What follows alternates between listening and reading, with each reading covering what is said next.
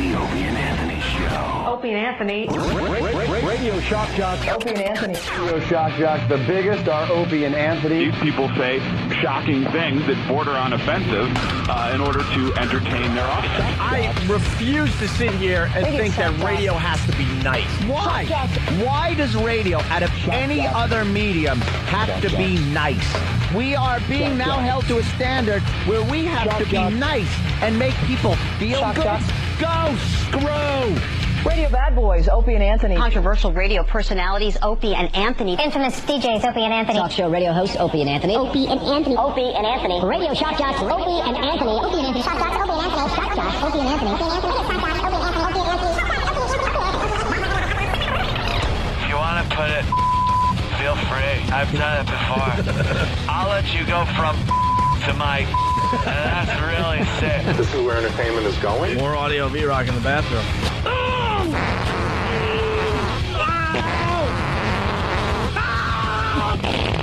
They are sick freaks. Can you pop this? I want to see something squirt out. Aim it over there.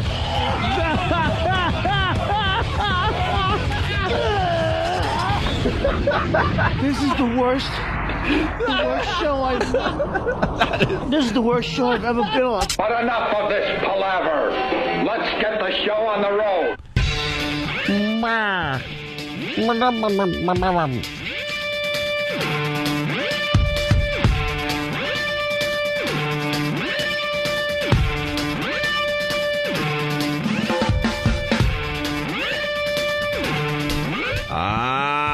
Good morning, everybody. How are you today? Hi. It's Opie and Anthony. On this 2 for Tuesday. No. Of course not. No. Anyone still doing that? I guess. Jesus. Phone number, 877-212-ONA. Here's the deal. Yeah.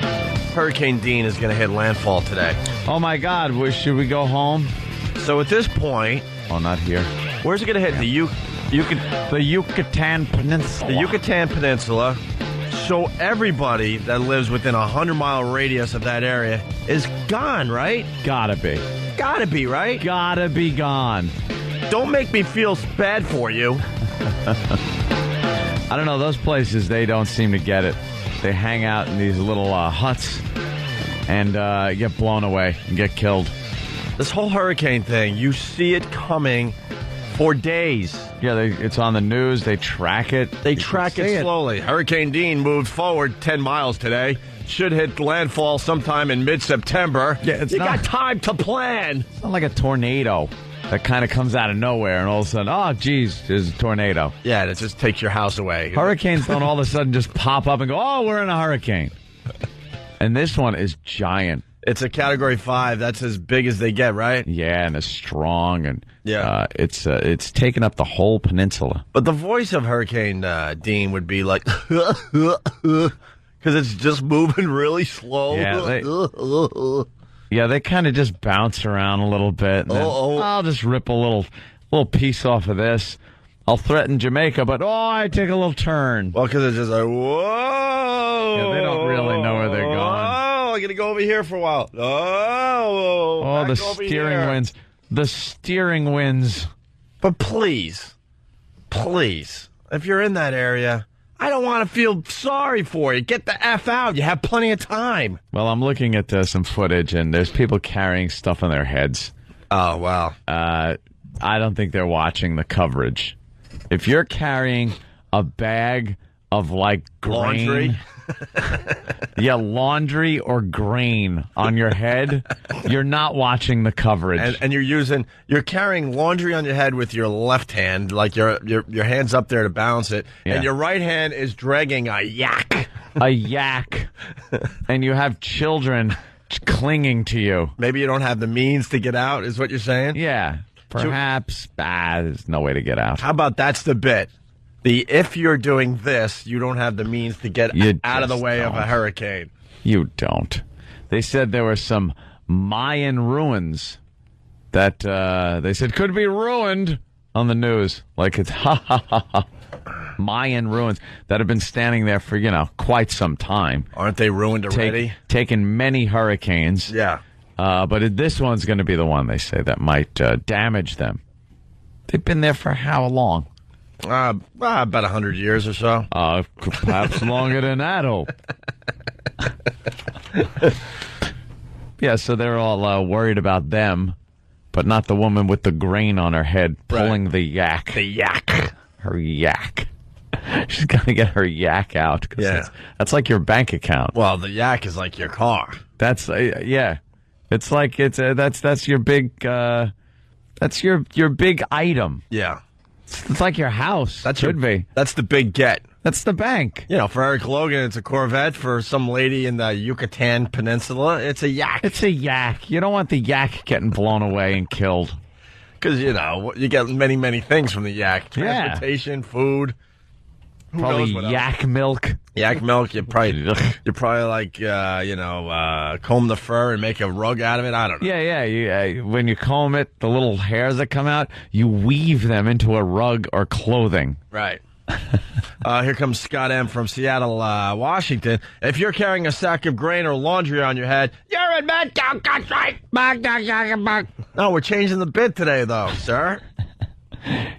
He's on last week's time. Yeah, if you have that and the yak, you don't have the means to get out of the way of a hurricane. Because, you know, a lot of comedians do talk about hurricanes and how they take their time, and you should be able to get the hell out. Yeah. You know, they said that about New Orleans. Like, well, God, didn't these people see this thing coming for two straight weeks? Oh, it'd come in. But the reality is they didn't have the means to get out. They're dirt poor. Walk. Just start walking. There's enough time. A lot of these people that don't have the means. The yak lady. But what about someone who doesn't even have a yak? That's someone who's poor. Yeah. They don't even own a yak. You just walk. Ask somebody, where's the hurricane coming? Which way do I walk? That way. Just start walking. Yeah, you got plenty of time. What if you got bad knees from football? I don't think they're playing football over there either. Well, they might have tried. No, their idea of fun is just kicking a rock around a big dirt yard and waving at each other. Wearing Nike shirts. So we got the Hurricane 5 hitting land today. And we also have the Space Shuttle Endeavour coming back to Earth, right? The Endeavour. When do we start making our popcorn to check this thing out? Somewhere around 12:30, 12:40. Around noon, we'll see. Somewhere around there. We'll see if that gouge has anything to do. If the big chunk taken out of the bottom is going to cause any problems. Yeah. Boy, that's got to be a nerve-wracking flight back. You know when you're in a plane and you get back under the clouds and realize, ooh, this weather's nasty down here. And the plane's getting blown around and you're coming in for a landing. You get a little nerve-wracked. Yeah. Think of how it feels. Gotta come through the atmosphere at a few grand and could just burn up. Yeah, and you would just get really hot really fast. Oh, yeah. You wouldn't even know what hit. It's probably got to be instantaneous. Doug when Beef. One of those things come apart. Here we go. Doug Beef from Salt Lake City. They're revving up.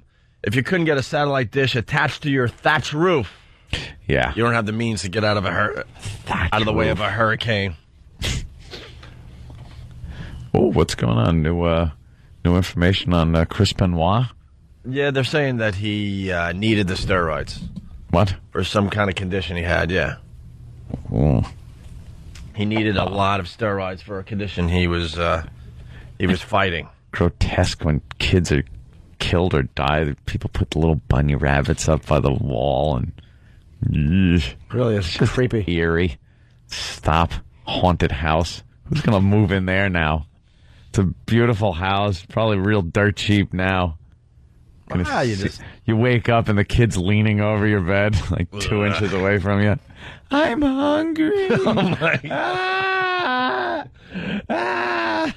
You keep hearing weights just going clang. How many people do you think are living in houses right now? And there was some horrific thing that happened back in the day, and they have no idea. No idea. No idea, because the realtors aren't going to tell you.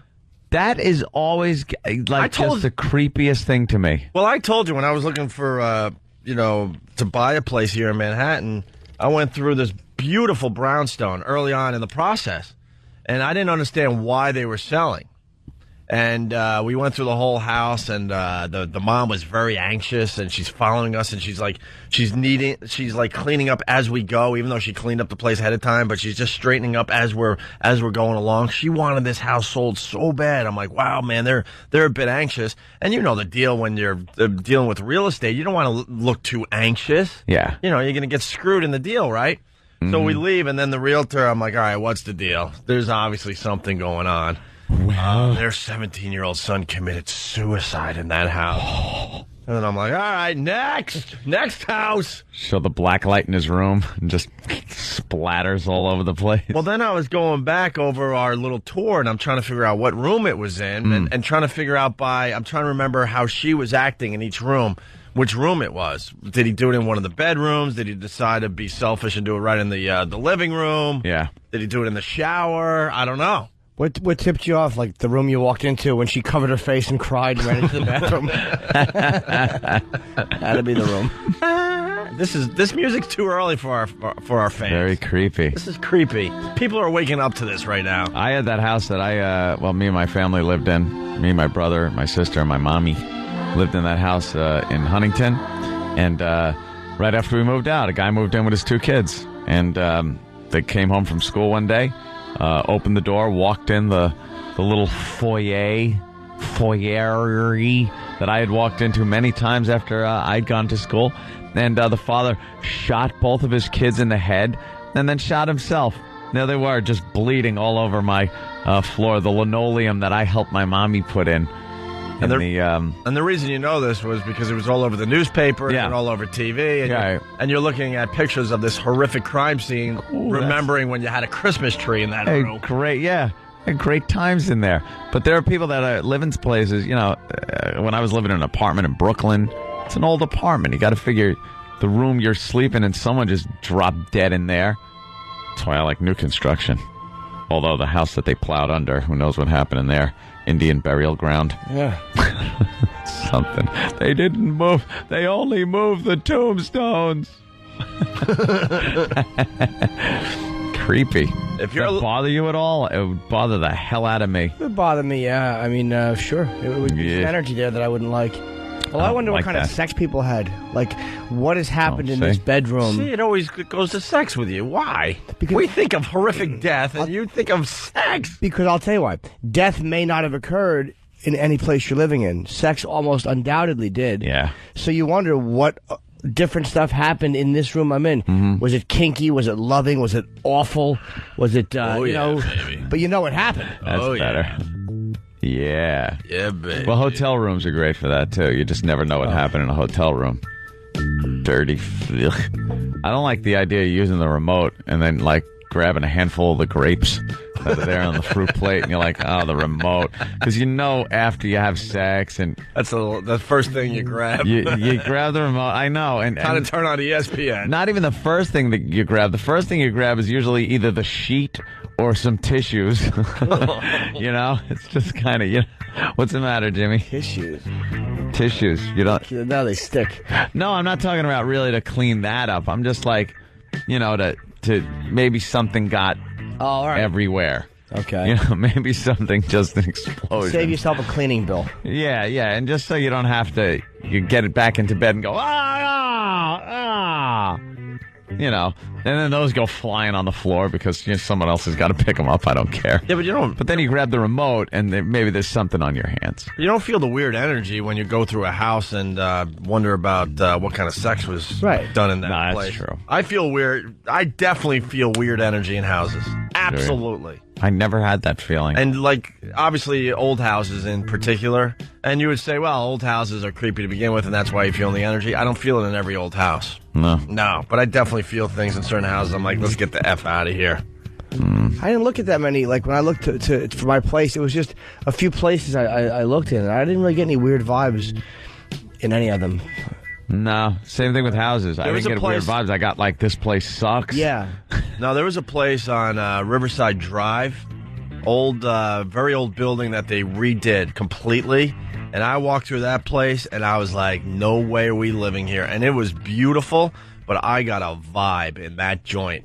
And then they told me that, the building's at least 150 years old. And a lot of stuff happened there. They redid the whole thing, and I swear to you, I felt an energy that I was like, ugh. Probably some whoopings given in that place. It was just creepy. I just got, the hair was standing up on my arms and stuff. Yeah, there was something going on there. My brother, lived in a haunted house. He swears to it. Back up there in White Plains, he swears by it. Faucets going on in the middle of the night, doors slamming, all sorts of crazy crap. Isn't this very, it's easy to confirm? How come people it was haunted? Only me. If they were real, I love these paranormal jackasses that go into these places with all kinds of machinery and don't find anything. Yeah, that's a good point. But, I mean, when you're living in that situation, you have no doubt in your mind, you know? Yeah, but then why wouldn't you just run video all the time? Well, maybe it doesn't get picked up by the video. Oh, stop. That's what I think. Camera-shy ghosts. Maybe ghosts. Maybe they're union actors. Yeah. You think, why do ghosts have to be paid? Why do you have to see ghosts? Just because that's how it's portrayed in movies? No, but you would see some kind of weird activity happening. There was something that was the creepiest damn thing, and it was obviously some kind of gimmick, but it was when webcams first really getting popular, and a lot of people were just going on the chick webcams, the college webcams, things like that. But there was one, it was a haunted house cam. And all the cameras were black and white, and you could go to various rooms in the house and just look at down the hallways. And then they had the basement and the crawl space was one of them. And it's a lot of people have reported seeing a white see-through figure moving at the end of this hallway. And you'd look at it, and I'm like, I can't look at this, because if I see something, I'm going to drop dead. I just cannot take anything like that. Creepy cameras. You're switching around to different rooms. This room was, used as a nursery, and the baby died, and there's all kinds of weird stories in there, and I just could not look at these cameras. Yeah, I wouldn't be able to do that. Let's say hi to Joe in Rockland County. Joe, what's up? Good morning, boys. Good morning, Joe. Good morning. I got kind of a funny story. I work for Con Edison down in the city, and we're in basements and people's houses every day. And you would be amazed at the sound and the energy you feel in some of these homes. I totally agree with Old. Yeah. You go in somebody's houses, and it's just like you go in these dark, dingy basements, and you see shadowy things and noises. You pray it's just a rat, because God forbid you see something, it's like, you're out of there. Look, I don't know what it is, but I definitely feel an energy in some houses. Yeah. When I go through them, I know that. I don't know what it could be. Maybe there's too much electricity being pumped through the house because it's old. I don't know. I don't know what it could be, but I definitely feel creepy feelings in certain houses. Yes. Mine's just scary. This fear. I agree with you. It's scary. All right, mine's just Joe. Fear. I'm a baby when it comes to things like that. I was doing a job once at this huge, old estate. Had to be 180 years old, and they were renovating it and turning it into a country club somewhere on the North Shore of Long Island. And we were the first ones in to pull out old radiators and copper piping and things like that. And it was just me and two other guys on our crew and this huge place. So we went exploring around the place. And it was four stories with these spiral staircases and huge stairs and big rooms with fireplaces in them. It was just a beautiful estate, but it was abandoned for so long that you'd open up these rooms and wonder what happened in them over the years. And just getting there early in the morning where it was still kind of dark and you're just there with your flashlight. Oh, so scary. So goddamn scary. Just because if I saw anything, that's it. And I'd be walking just going, please don't see anything. Don't see anything because you'll go crazy. They'll just lock you up in an institution. If I saw something like that, just put me in the mental ward because I'd just be freaking out. And why are we so scared? A ghost, you're not going to lose a fight against a ghost. How do you know? The ghost is going to punch right through you. And you don't want to see this. You don't want to see here it is. Here it is.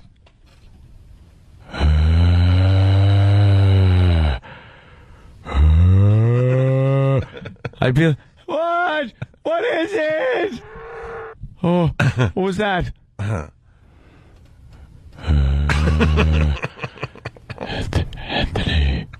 Anthony,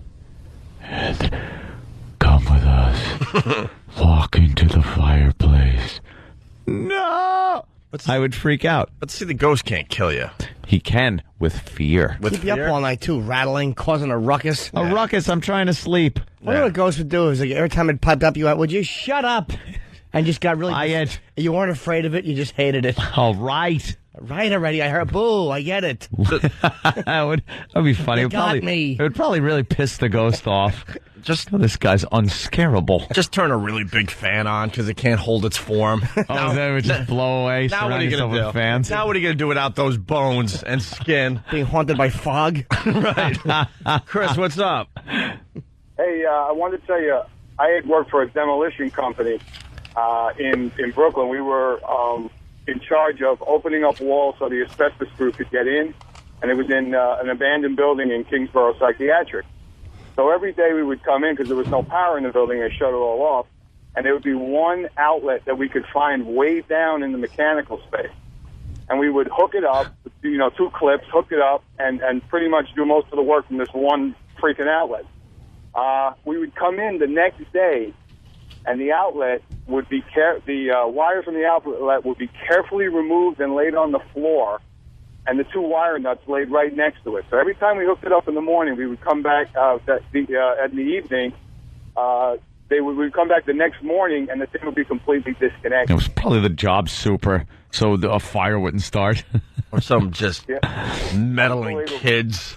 Unbelievable. Right. And that's not really a good ghost story, though, that it actually helped in fire safety and helped put the tools away. I came back, my truck was washed. I was horrified.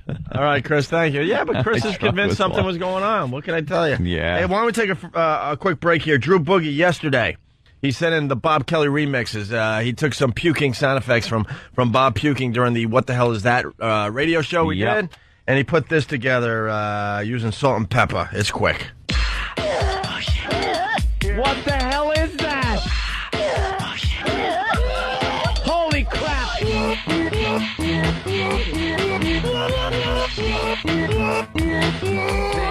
Give me a second.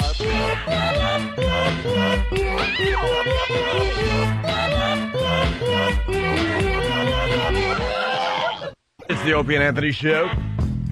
Let's not forget, it's Rock Scream Tuesday. Oh. Rock Scream Tuesday, everyone. Who's got their rock scream ready to go?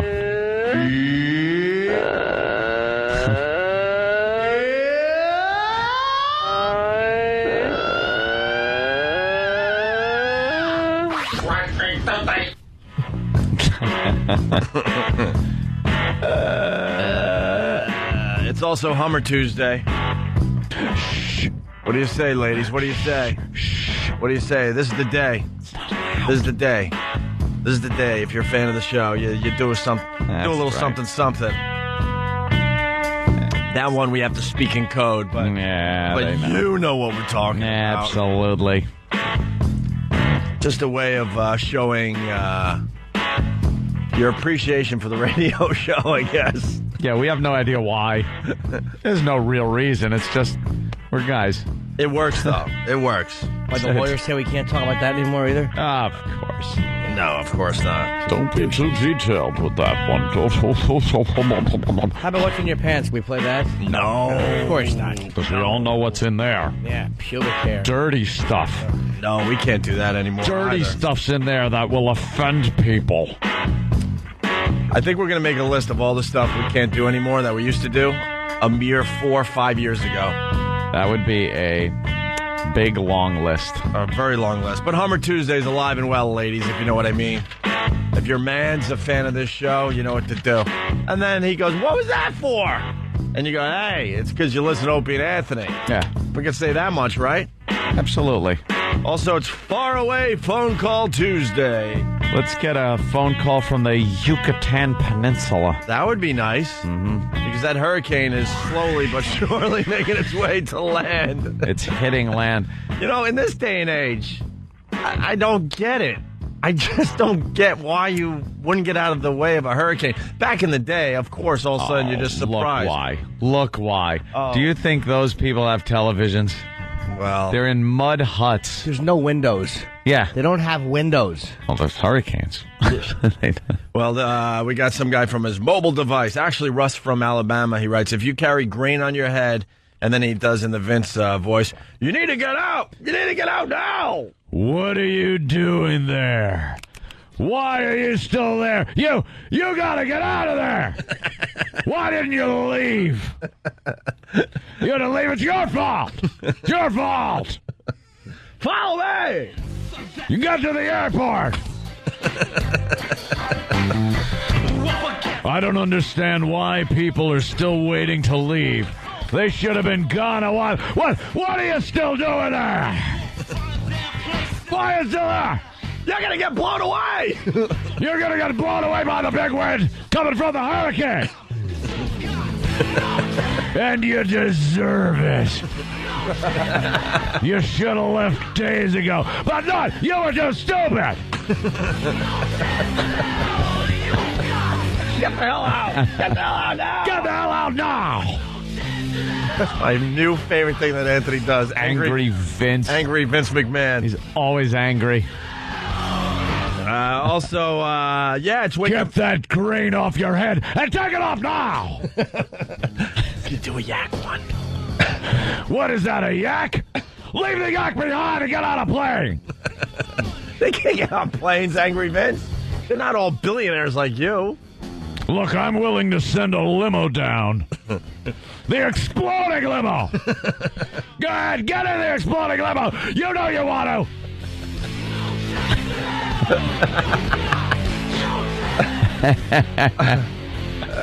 Stupid Vince. Angry Vince McMahon. So, Wake Up Your Spouse Tuesday. We don't have any of those yet. Nope. And this one, we only say once every day. Yeah. And we need the help of our listeners. Last week we did pretty well with this. Yeah. With fake UFO sightings and right. And remember the alien getting run over by a truck driver? We say it very early. Yeah, we say it very early, then we don't say it again. So if you're listening to this part of the show, you're in on the joke. And basically, it's Make Up Stuff Tuesday.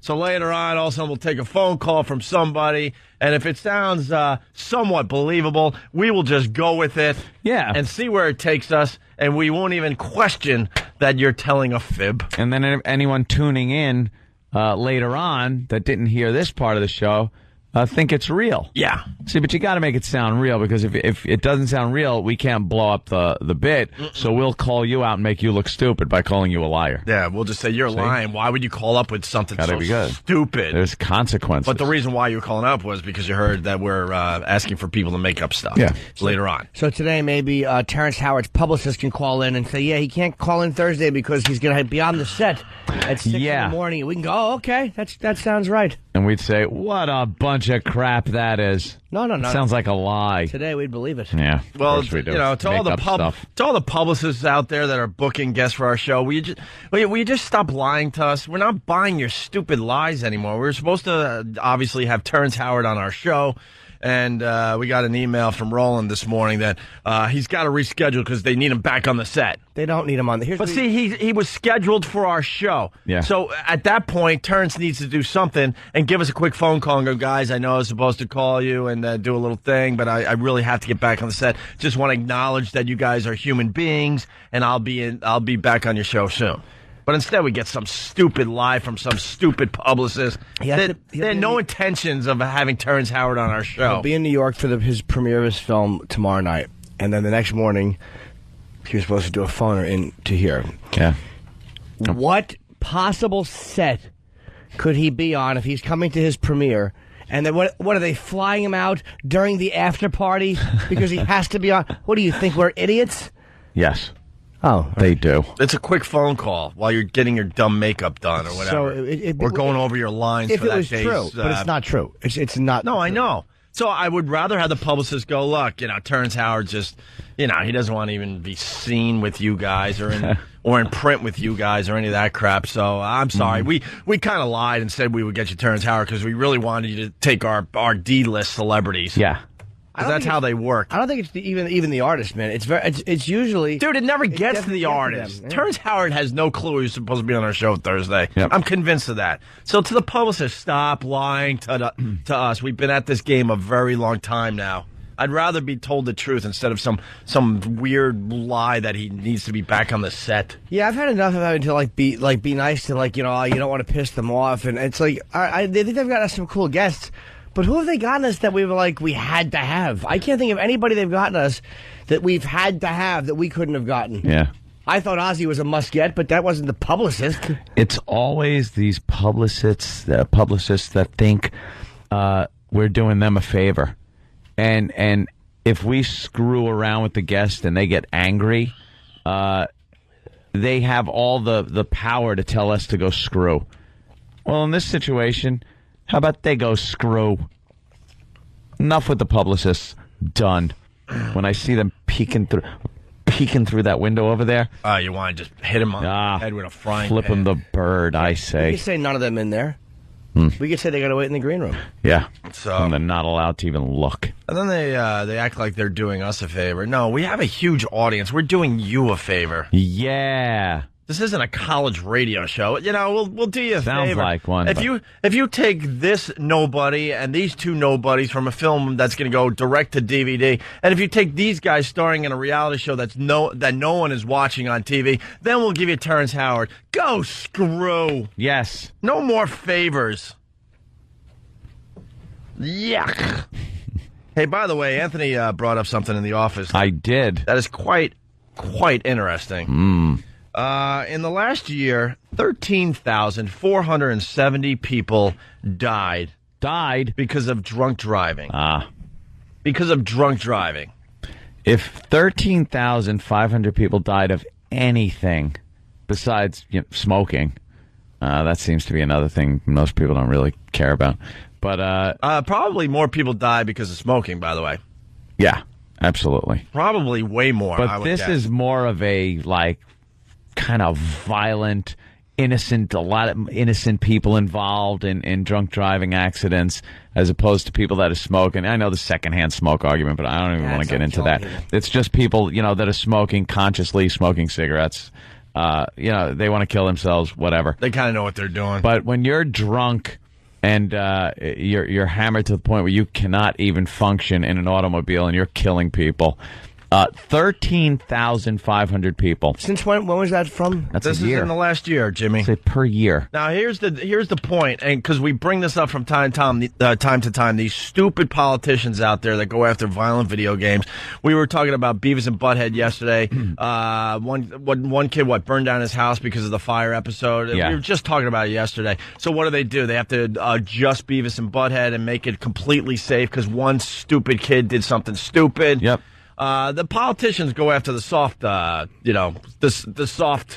soft causes. Yeah. They would never take this head on. No pun intended, by the way. It's very difficult to, and I don't think they want to make really, really strict rules about it because a lot of people drink and then drive. This is a crime that a lot of regular people can get in trouble for. It's not like you're not going to go out and murder somebody. The average person is not going to be like, I have the potential to just go out there and start killing people. But that's something that, oh my God, you might have a few drinks, you get arrested. If they up the penalty, a lot of these people in Congress and stuff, they drink and drive. They do. And then they could be put behind bars for a long period of time if they increase the penalties for these things. I don't think you're ever going to see it. The point I'm making, though, I mean, they'll go after the violent video games, and it'll be all over TV. Hillary Clinton. We need to get rid of the violent video games. But this little stat hit the press today: 13,500 drunk driving deaths last year. It'll barely be mentioned on TV. But the next violent video game that pops up, or a rap song with violent lyrics. That's a big thing. But also, what I was thinking is you get the bridge collapse. Now you're up to 13 people dead, And there's this calamity now to check the bridges in our country. 13 people. Tragic, especially for the families. Jesus Christ, it doesn't matter if it's one person. That family's going to be very upset. But looking at it statistically, very cold, just looking at it like that, it's not that many people. Not that many people die in bridge collapses per year. But there's this clamor now to inspect all the bridges, fix them. Oh, my God, like it is a big catastrophe.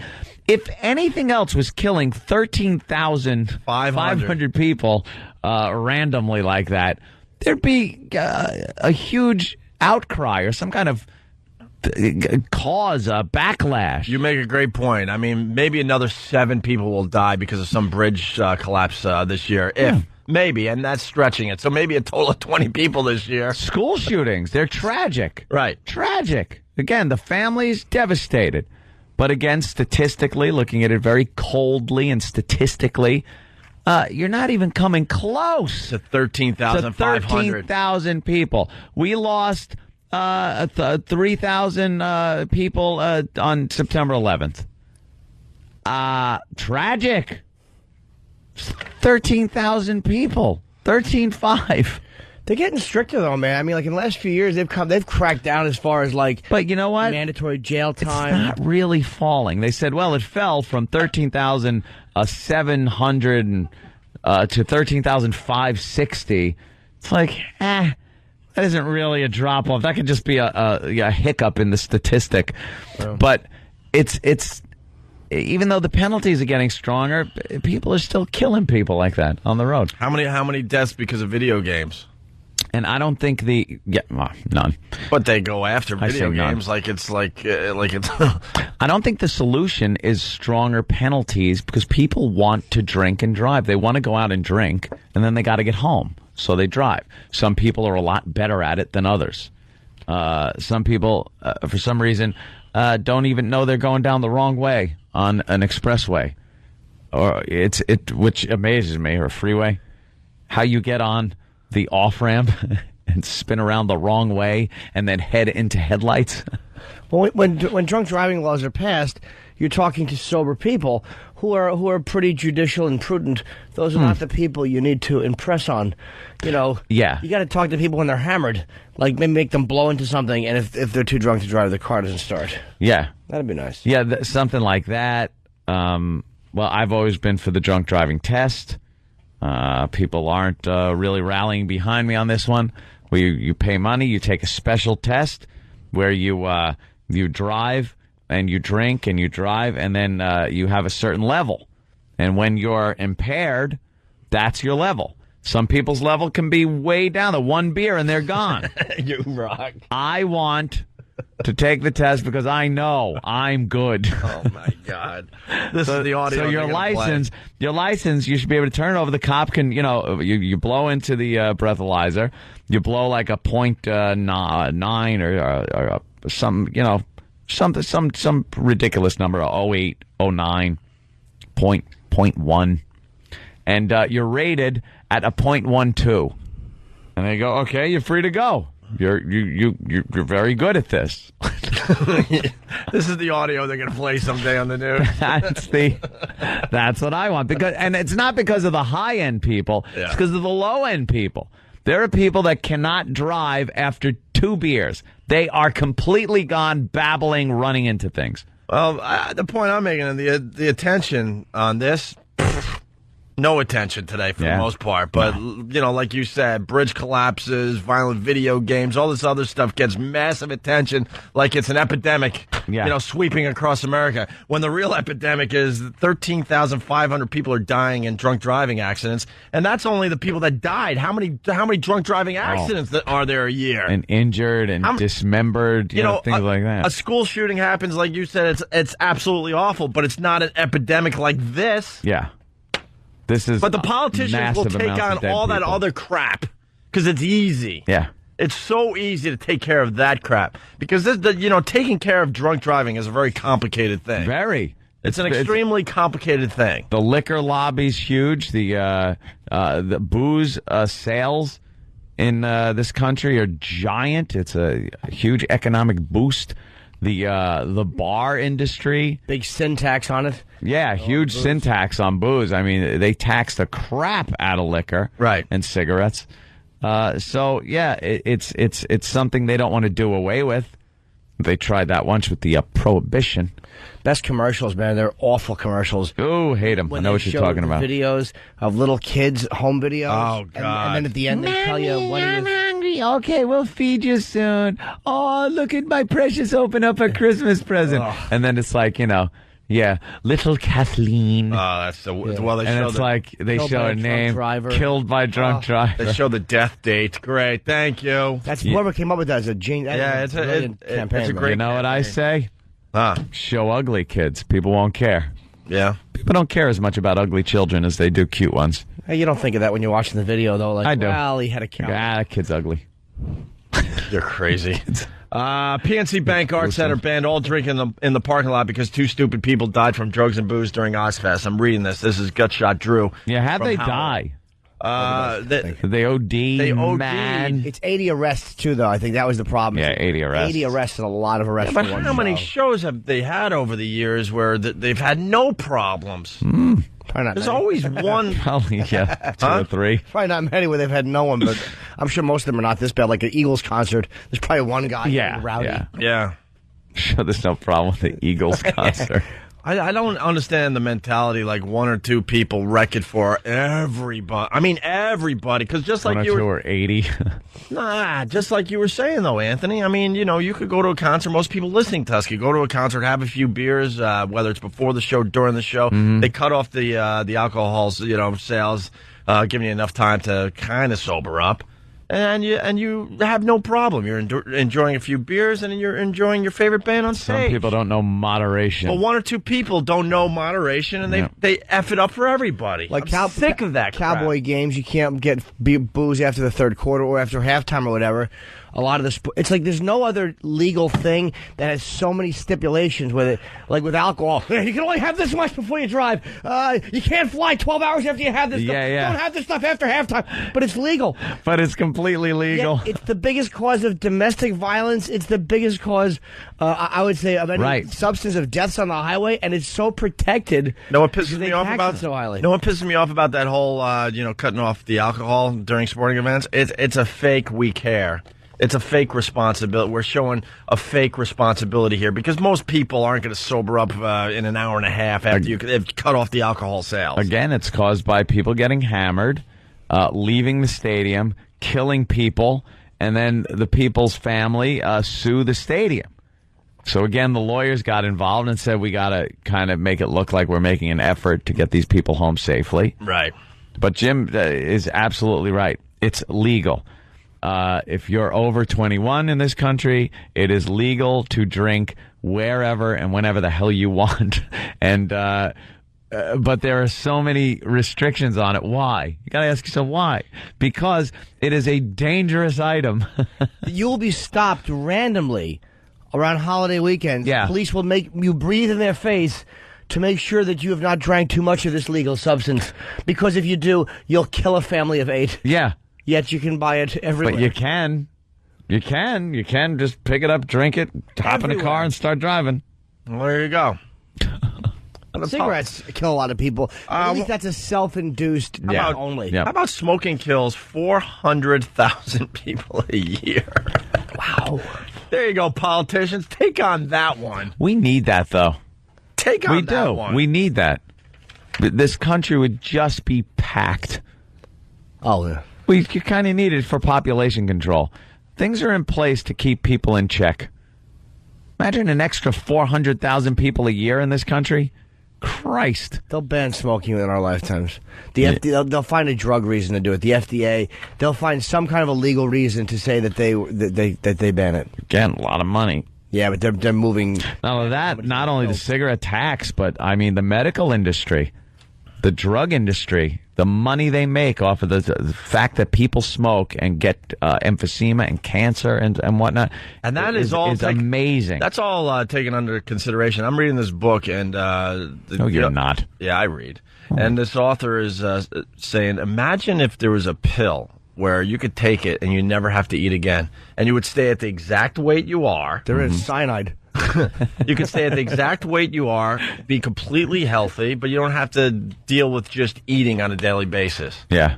How great would that be? And you think about it, be that's kind of cool. Like, you would never feel hunger. You would never have, like, you wouldn't crave sushi or whatever you crave, a steak. Yeah. And then he explains how that would completely destroy the earth.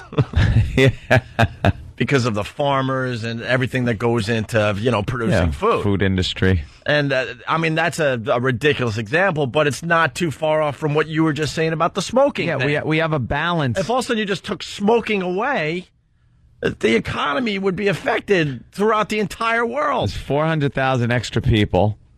So you have to worry about them. There's the medical industry is going broke because a lot of their medicine is based on people that smoke and have lung problems. No, because first of all, smokers are compulsive. Smokers are compulsive. So when you take away cigarettes, I'm an ex-smoker. We eat, we drink, we do something else. Oh, so it would... It's not about the cigarettes. It is about filling the hole. So if the cigarettes are gone, okay, I won't get cancer. But let me shove food to my fat feast until my morbid obesity... Did I say feast? I was thinking obesity. What did I say? Shove food to my fat feast? In my fat feast. In my fat feast. I have a big fat feast, It's I don't know what you boys are laughing at. It wasn't an error. Sorry. It was my fat feast. Because you're feasting as you fill up your mouth. I know. I was going to obesity, but I'll shove a lot of feed into my fat face, and then wind up needing the medical industry for something else. It won't be as much. Yeah, you think it'll balance out? Not quite balanced, but it won't be as bad as you think. Yeah. Gastric bypass surgeries and all that stuff. But I think that's why nothing gets accomplished quickly. Everything has to be phased out slowly but surely. Yeah. So the economic effects aren't that great. Quick is like revolution. Like not everyone, but there seems to be a movement in this country to go to electric cars. You can't just do that tomorrow. No. You would destroy the economy. Everyone gets an electric car tomorrow. That's why we'll never see anything drastically done in our lifetime. There's things ready to happen, but they look at the economic effects and we got to slowly fade this out and slowly bring in the new technology. Yeah, it's going to hurt. We got to this adjust the industry. factories, and we got to find jobs for these people that are going to be out of work. And think of the lowly TV repairman. Whatever happened to the TV repairman? Mm-hmm. It used to be a huge industry in this country. A TV would break, they'd call the TV repairman. He'd come over and fix your TV. Put some tubes in there or something. You don't get that anymore. Your TV breaks after a few years. The things are amazing now, and you kick it to the curb, and you get a new one, and that's it. So that part of the business is dead, but now people are buying a lot more TVs. Wouldn't it be funny if you find out once an industry kind of phases out what the people who used to do that do, and so if it's something awful, like all TV repairmen now dig up bodies and just throw them around graveyards. they just have some awful activity. Wow, you used to repair washing machines. What do you do now? I bludgeon the elderly. I work for the government. I bludgeon the elderly. There used to be milkmen. Right. A milk truck but these are all with glass bottles would come to your house and put it in this stupid box in front of your house. But these of are course, Dad called her mom. Yeah. The wife. But these are all small. Ruined it. These are all small things going away. What I'm getting at, if you took a major thing and just it goes away tomorrow. Yeah. The effects would just destroy the economy. Mm-hmm. There's a lot of paranoia about the gas companies. Electric cars will never get made because the gas companies are too powerful. But I was watching a thing, just a guy was speaking, and he was the CEO of ExxonMobil. And I was like, it's not common knowledge. ExxonMobil is a company, but I'm like, they're two different gas companies. Yeah. Why? Why don't you just go to an ExxonMobil station? But we're so dumb, me included. I'll go to Mobil. I don't like Exxon. I'm going to go to Mobil. It's one company. It's one guy. Right. All right. We got to take a quick break. Ooh. Brilliant. You've discovered status quo. Craig from New England. What does that mean? What's Craig from New England mean by that? It's just keeping things the same. Yeah. Oh. So you keep the economy kind of floating on a level. where we can all kind of like survive. And we're not discovering it. We knew it was there. We're just saying that we're just bringing it into today's conversation. There's an effect to that. Right. It keeps things from moving forward. Yeah, moving forward. It keeps things moving slowly. I read another book where we're supposed to be so much further advanced than we are today. I saw movies where we're far advanced. But I mean, but they just slow down. They slow down all progress because of status quo and this and that. But someone figured out we should be 200, whatever it was. I was going to just throw out a dumb number that means nothing. But I'd say 200. Like sure. We're supposed to be so much further along now. We have the technology. They have figured out this is what we know and this is what we could be doing with it. But we just can't skip ahead that fast. Mm-hmm. We have to do it nice and slowly and nice and gradually. Flying cars? Flying cars, sure. Mylar suits? I'm thinking rocket backpack. Rocket pack? Rocket backpack. Got to make it cool. Don't forget the Industrial Revolution was only a couple hundred years ago. We're doing pretty good. I mean, we started off, like for 1,000 years, they were just using metal tools. And now all of a sudden, a couple hundred years after this thing happens, and we're on the moon, and we can, transplant your spine and, possibly grow, new flesh. Yeah, and look at porn on computers. That's wonderful. There you go. By the way, last thing before we have to go to break, but you said the milkmen. What they've done now is they all work for a duffel bag company, and they make hollowed-out bottom duffel bags for child pornographers to smuggle DVDs in. I was reading a big article in Newsweek on that. It was a huge article, right? As long as they're doing something with themselves. I think it was on it was the cover story, I believe. Yes, it was. You showed a milkman raising his hands like, what do you want me to do? Get a hat said milkman on it. All right. We got to take a quick break here. It's Opie and Anthony.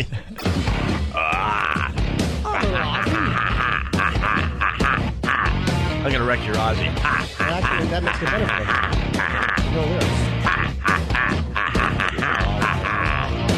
You're checking out Opie and Anthony. Gotta love Pal Talk. Tom walked in to say good morning. And Stephen S. from Bayshore obviously saw him on the cam. The Pal Talk camera, and he writes, Tom C. is a Category 5 boracane. Boracane.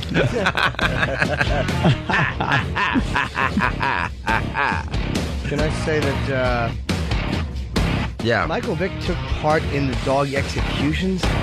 Oh, yeah. That's what they're saying.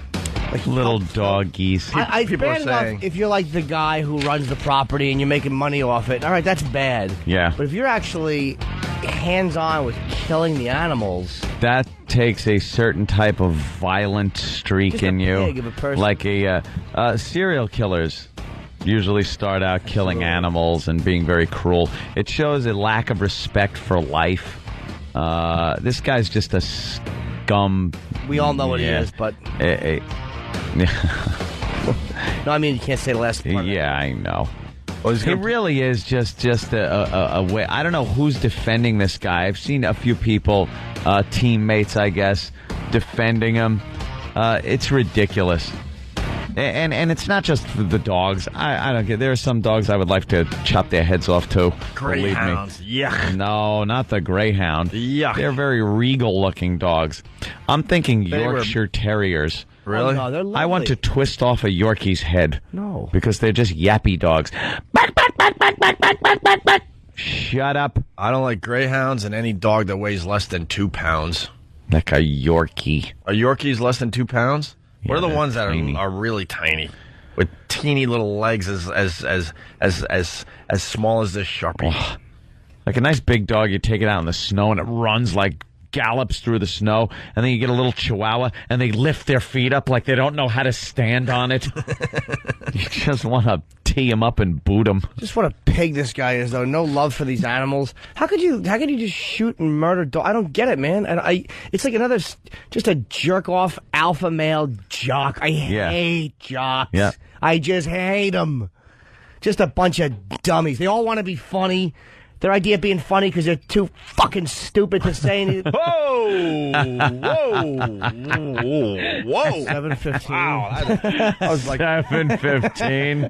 You're throwing the F-bomb, Jimmy. That was a knockout punch right there.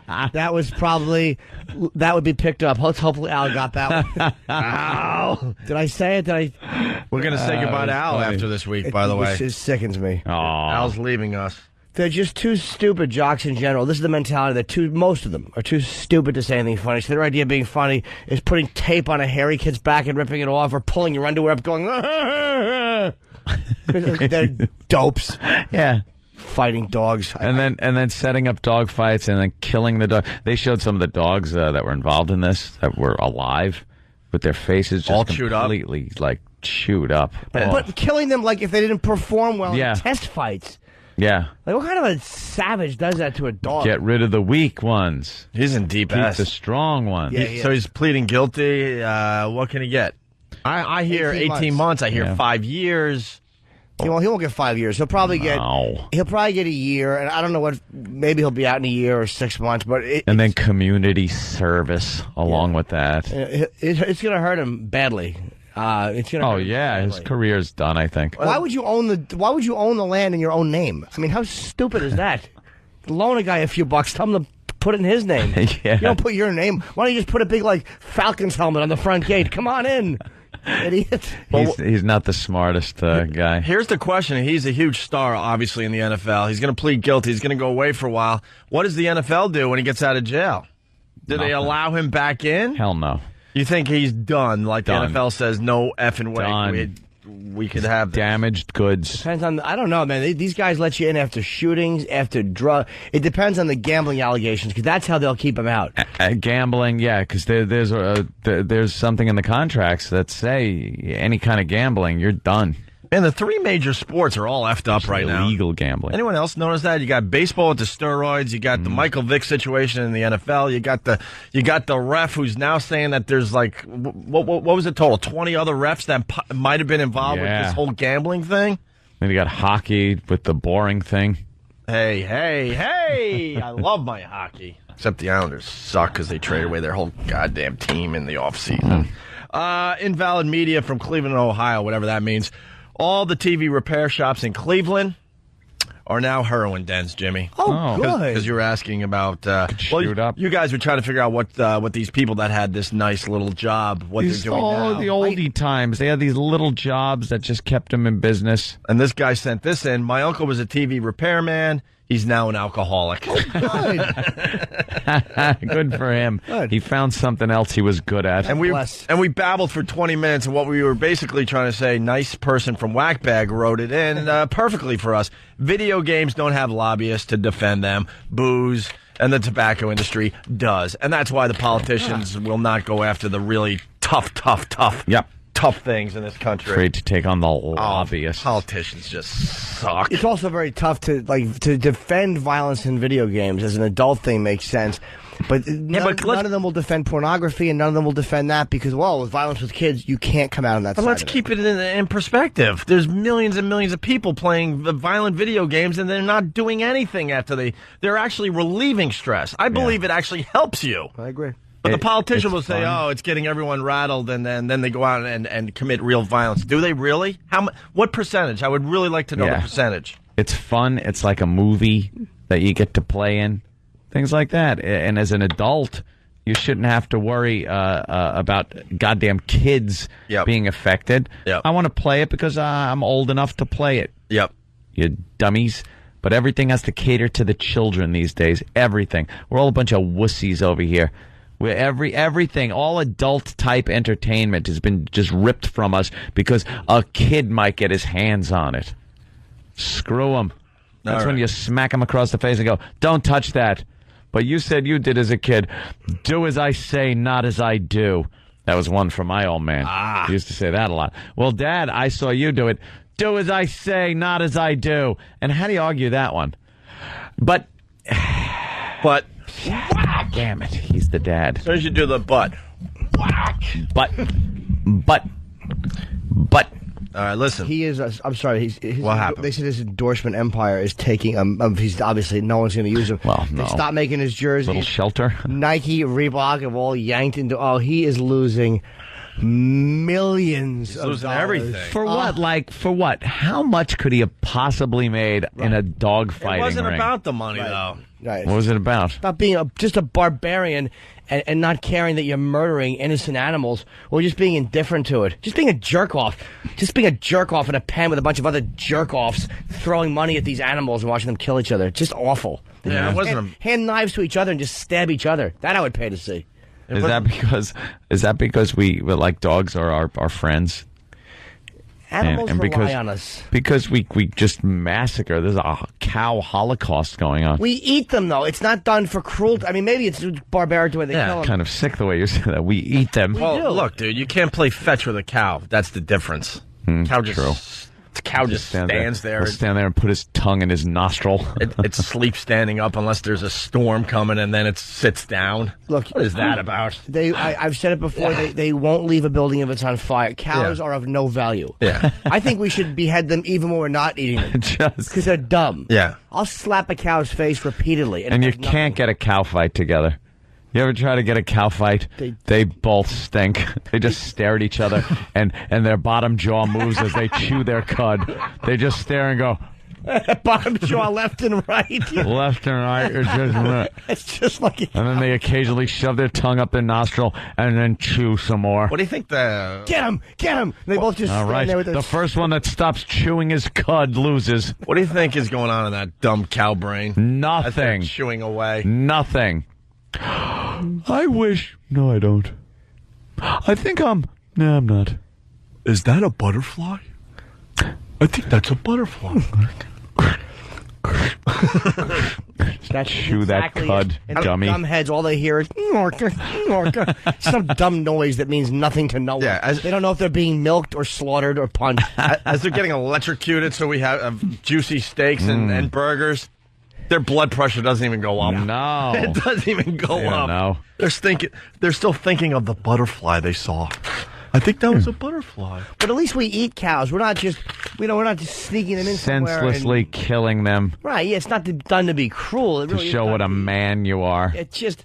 Yeah, it's just, honestly, all kidding aside, because I know we F with Marge and all that, but the reality is you're listening to some animal lovers here, and that's just... Ugh. More than one way. That's right. Hey, cows may be dumb, but they also don't run when you put a stepladder up behind them. Right. Hey, so we got the Michael Vick thing happening today. And if you're just waking up and tuning in the Opie and Anthony show for the first time today, we announced earlier the Van Halen tour has been canceled already.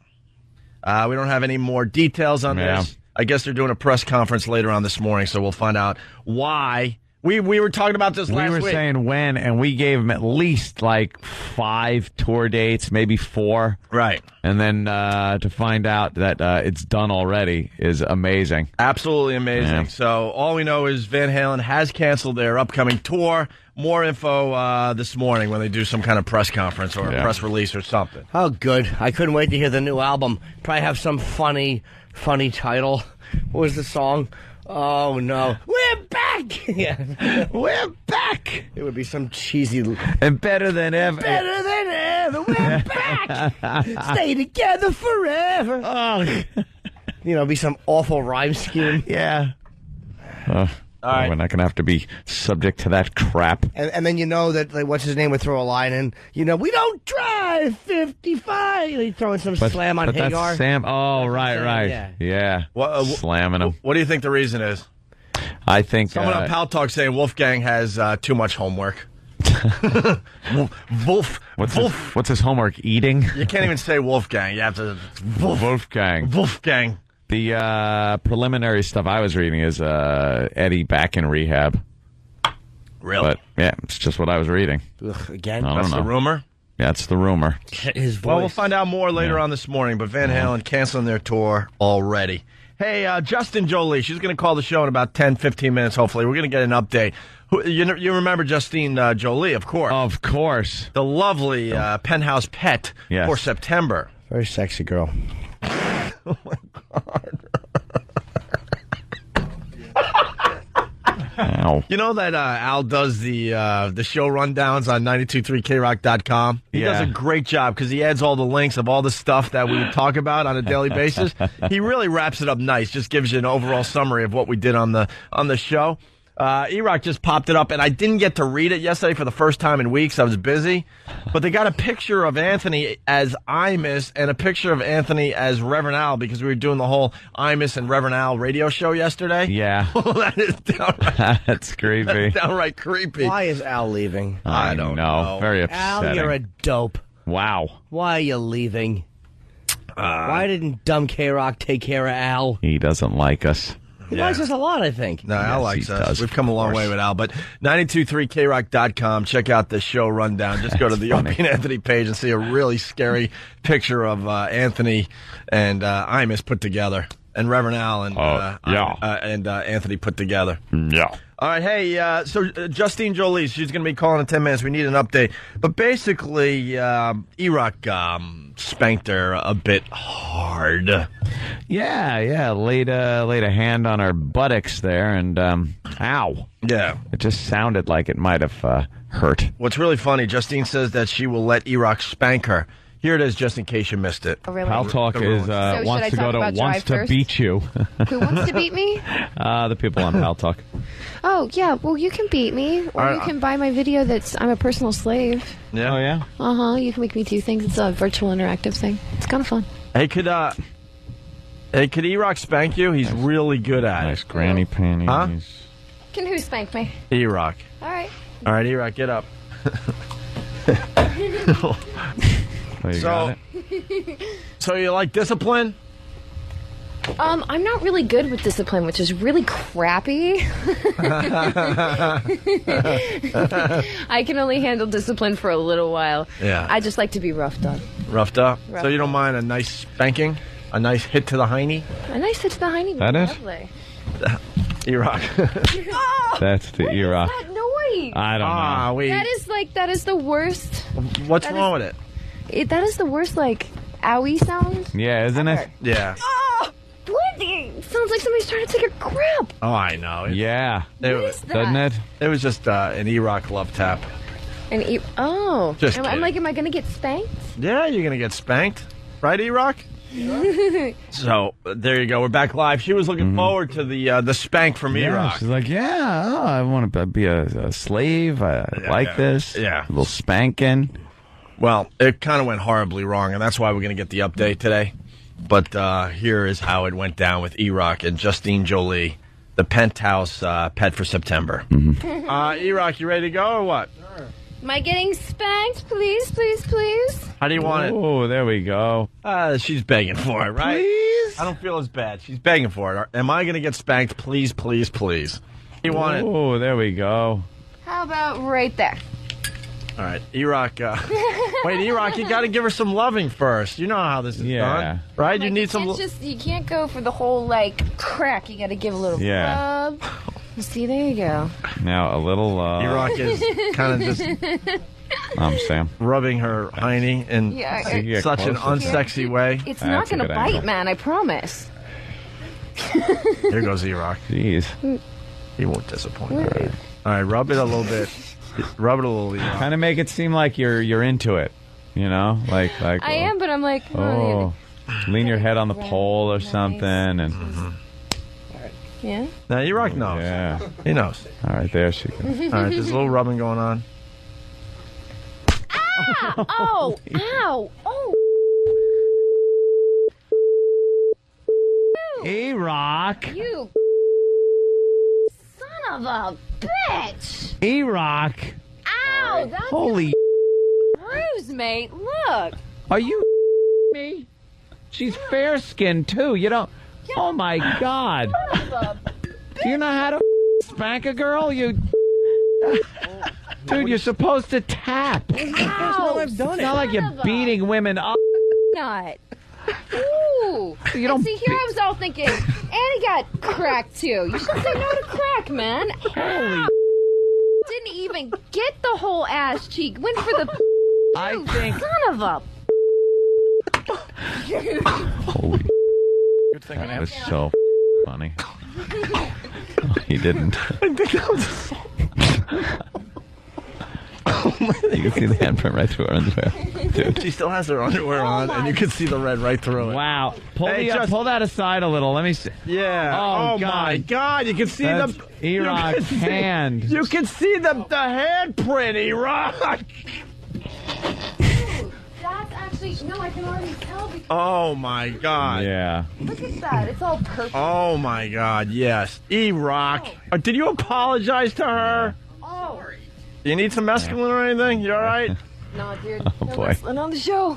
We got some stuff for you. You need some Vicodin? What do you need? I just hope the listeners understand how amazing that just was. He wound up. It's wound up. Yeah, you're. Yeah, let's take a look. Let's see the handprint. By the way, I need to hear a replay of that. 'Cause that was holy. He wound up. E-Rock turned a lot of people around today, man. He is a lot of people's I'm not going to be able to hero. sit right for a week, man. Hero. Yeah. A lot of people's hero. Wow, that's like the whole handprint. You know, Justine, I apologize. We're going to have to get a lot of plugs out for your for your penthouse spread. That now they're hugging. Aw, good. He feels bad, I can tell. And there you have Cute it. voice, though. I like the way she talks.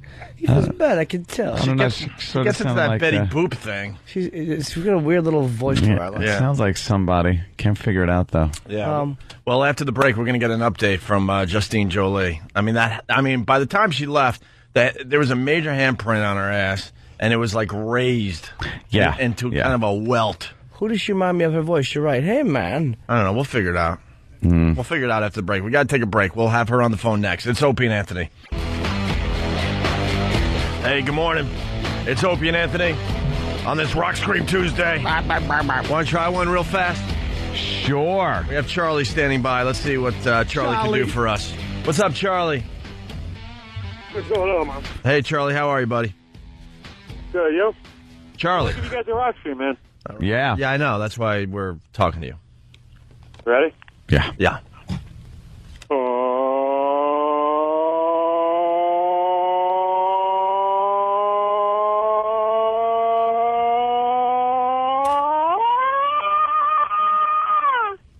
Hey, that's not bad. He kept it in like first gear too long. Fade a little at the end. Yeah. Well, he didn't time his air right. Yeah. Because then when it came to the point where he really got to rock, right, he ran out of air.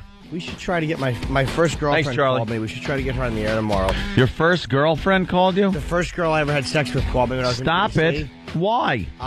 Because she saw my book. Oh, Jesus Christ. No, she's in New York now for 2 days before she goes to Saudi Arabia. And she, for what?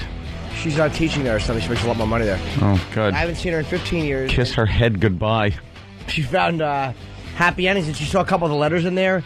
And she goes, yeah, I remember when you sent this, because she was the girl that I had hooked up with. Oh, no. Yeah, and she's like, and that girl gave me that letter. You still have that? And I'm like, oh, my God, I got to talk to her. Wow. And you haven't seen her in 15 years? At least. Oh, we have to get her in studio, It man. have to be tomorrow because she's leaving. It was weird. I got a call from her XM after the interview I did. It was bizarre out of the blue. This number comes up, and she's like, hi, it's Michelle. And I was like, wow. How did she get your number? I think I had sent her my cell. She asked me for my cell number through email. I would lose touch with her for a long time. Like, she was in Miami for a while, and then she went overseas. She's traveled the entire world. India, where the tsunami was, she was there. She likes to travel. And I think she's a teacher now. That is an odd situation. Not for you. You're just odd when it comes to your girlfriends and past relationships and things. She was the first girl I ever had sex with when I was 18. Really? Yeah. Yeah, she was my first real girlfriend. Oh, my God. We got to get her on the show tomorrow. I know. She's a Make nice that girl, happen. too. Yeah, I would like to. I should call her. And you haven't seen her in 15 years live? At least. Wow. At least. That's one thing, I don't know. I've been in touch with like one ex-girlfriend through classmates.com. Yeah. You know that thing? She sent me like an email and said, oh, hi, how are you doing? Hey, we should, get together. She's married. And she goes, oh, maybe we should get together. Me and my husband and you and your girl. Or if you want, just us two. And I'm like, that's a little Oh, it's a little odd. Sounds like she needs a little spice. No. Or she's reading how much you make. It won't be. Realize she made the wrong decision. It won't be. Or she remembers the Kumia spine wrecker. That's right. Hit her with when she came over. That's right, young man. The spine wrecker. Yeah, the Kumia back caver in her. She was the one the father used to drop off. At my house. Oh, and he thought you guys were going to the movies. Yeah, we were going to the movies or playing Monopoly or something. And the second his work truck would pull away, we'd hit the bedroom and just stand there the entire time until 15 minutes before she was ready to be picked up. And then it was cleanup time. And then drop her back off at the house. I dropped her back off with her dad. Her dad was like that guy that drives around the stripper for the bachelor parties. He had no idea. He had no clue that was going on. But that was it. I remember once I did something to her that she had never had done before. Actually, I believe she had never had anything done before, but then I decided to do something a little special. Where which one? Do a little video. Well, it's the thing where I wouldn't be able to talk during it. Yeah. I wouldn't be able to speak during it. Because that part of my body's busy. Okay. You know that. Sure. And yeah, it was very good. She enjoyed that. But then I asked if there was any way, and it was very hard for me to do this. I don't know how I worded it, but I wanted a little reciprocation. Right. On that, Right. thing. And for some reason, she was all shy about it. Okay. And she goes, well, me and my friends have talked about that, but I never did it before. And she said, my friend said I should practice with a banana. So you can practice with the right here. Doesn't matter. Right.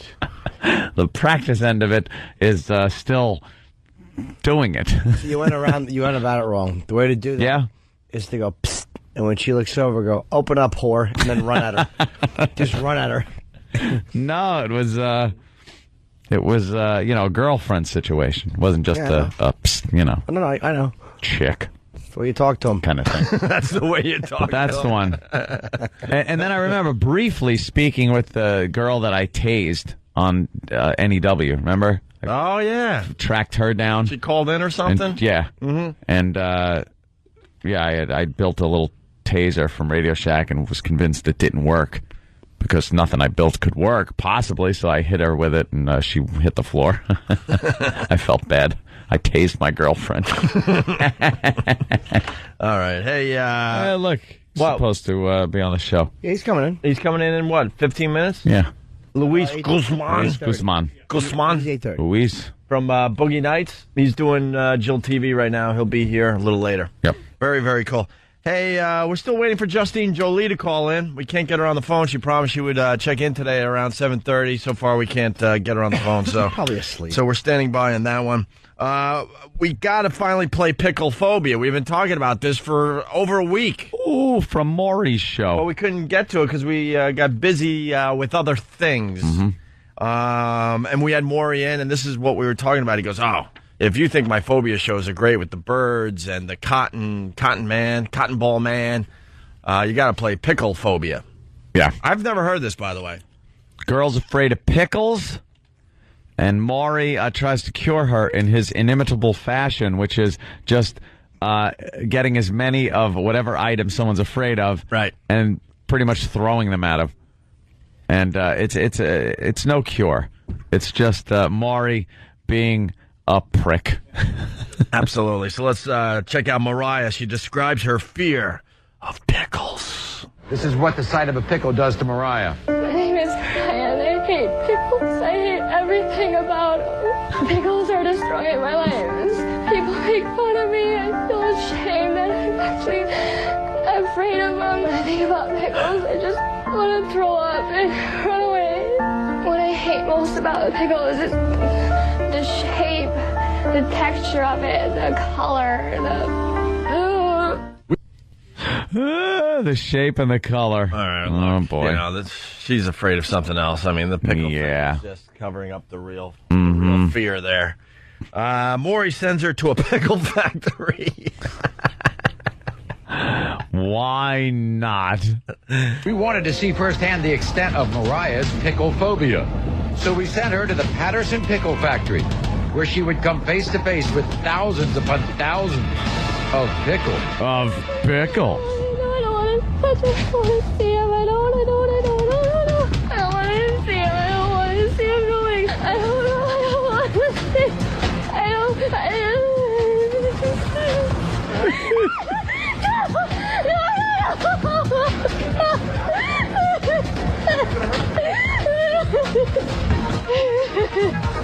It sickens me and it goes to my stomach. Please just leave, please.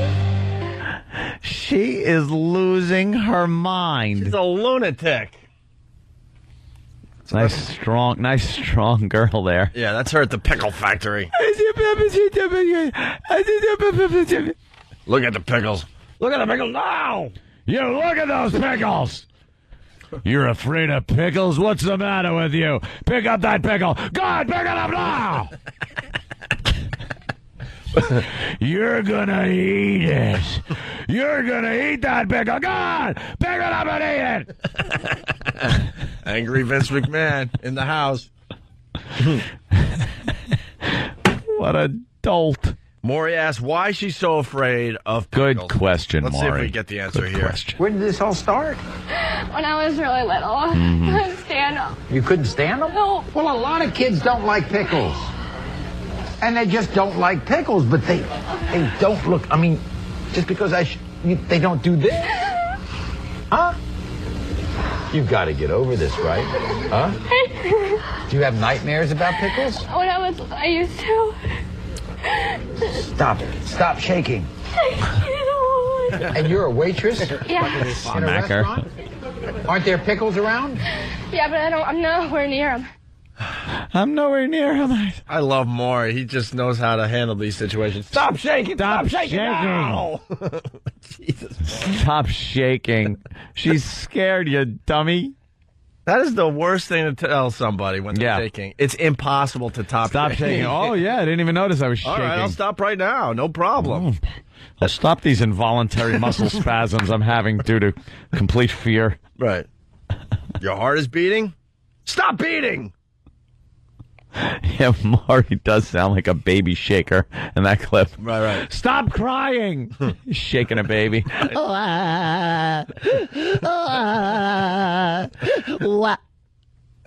it is. Stopped. It's turning blue. Big Show Endeavor. Never. Maury, of course, has to bring out a giant plate of pickles to cure Why wouldn't he? Mariah of her pickle phobia. Yeah. Helpful. Look at the one pink one in there. He comes in with the platter on his lap. Yeah. Pick out the pickle that doesn't scare you. There's one in there that shouldn't scare you. Get a good one. Right. Just sitting there with the pickles on his lap. Get a good one. This one's filled with strudel icing.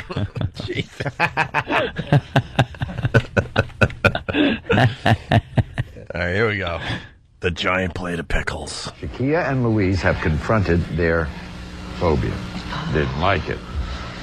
You're going to have to confront yours. You got to see a pickle. No. Like, why do they have to confront their phobias? Because it's Maury. Dr. Maury. Dr. Maury, you're needed in psych. Is this some kind in a medical journal somewhere? You got to confront your fear on a talk show before they go to commercial and move on to something else? Right. Confront yours. You got to see a pickle. No. Can we have a pickle, please? No. Or two? Oh, my God. Or two. Or 25. God bless the listeners. When we can't think of the obvious, they're right there for us. Phil in Minnesota, what's up? Hey, I was wondering if her uncle was Lou Ferrigno.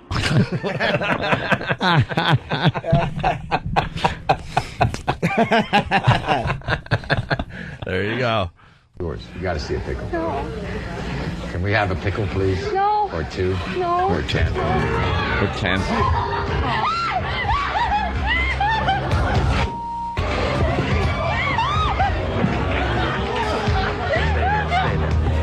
Stay there.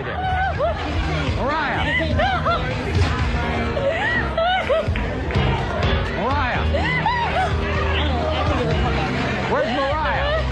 Where's Mariah? Where's Mariah? She's running around the audience hiding. She hid under someone's seat. Then the pickle man started coming after her there. So then she ran all the way to the back of the audience. Now she's down the hallway here. Mariah, where's Mariah? Where's Mariah? You know what they should do? They should put, like, when they want to run and jump off something, they should put, like, a thing of hot oil that they set on fire and just watch these idiots jump into it. You can't go anywhere. Accidentally. No, they're running and they don't see this on the other side, and they go to, like, get away, and they just fall into a pit of burning oil, and we all laugh. Mariah, you're on fire! Where's Mariah? I don't have anything. I don't have anything. No. You have to confront them. You know, Gary's going to have to, he has to understand where you're coming from. All right? Okay, let's go back upstairs. Let's go back on. Oh, no. Go ahead. You don't like the smell of pickles either, do you? Okay. Here's your shoe. Where about the other shoe? I don't know. Where's her other shoe? There's a pickle in it. We're taking them away. Can we get her other shoe, please? Is it up here? We'll get the shoe. Here's your other shoe. How many shoes does she have? Pickles? And there you go. She lost her mind. That's great. We can't Maury get doesn't enough care. of the Maury-phobia shows.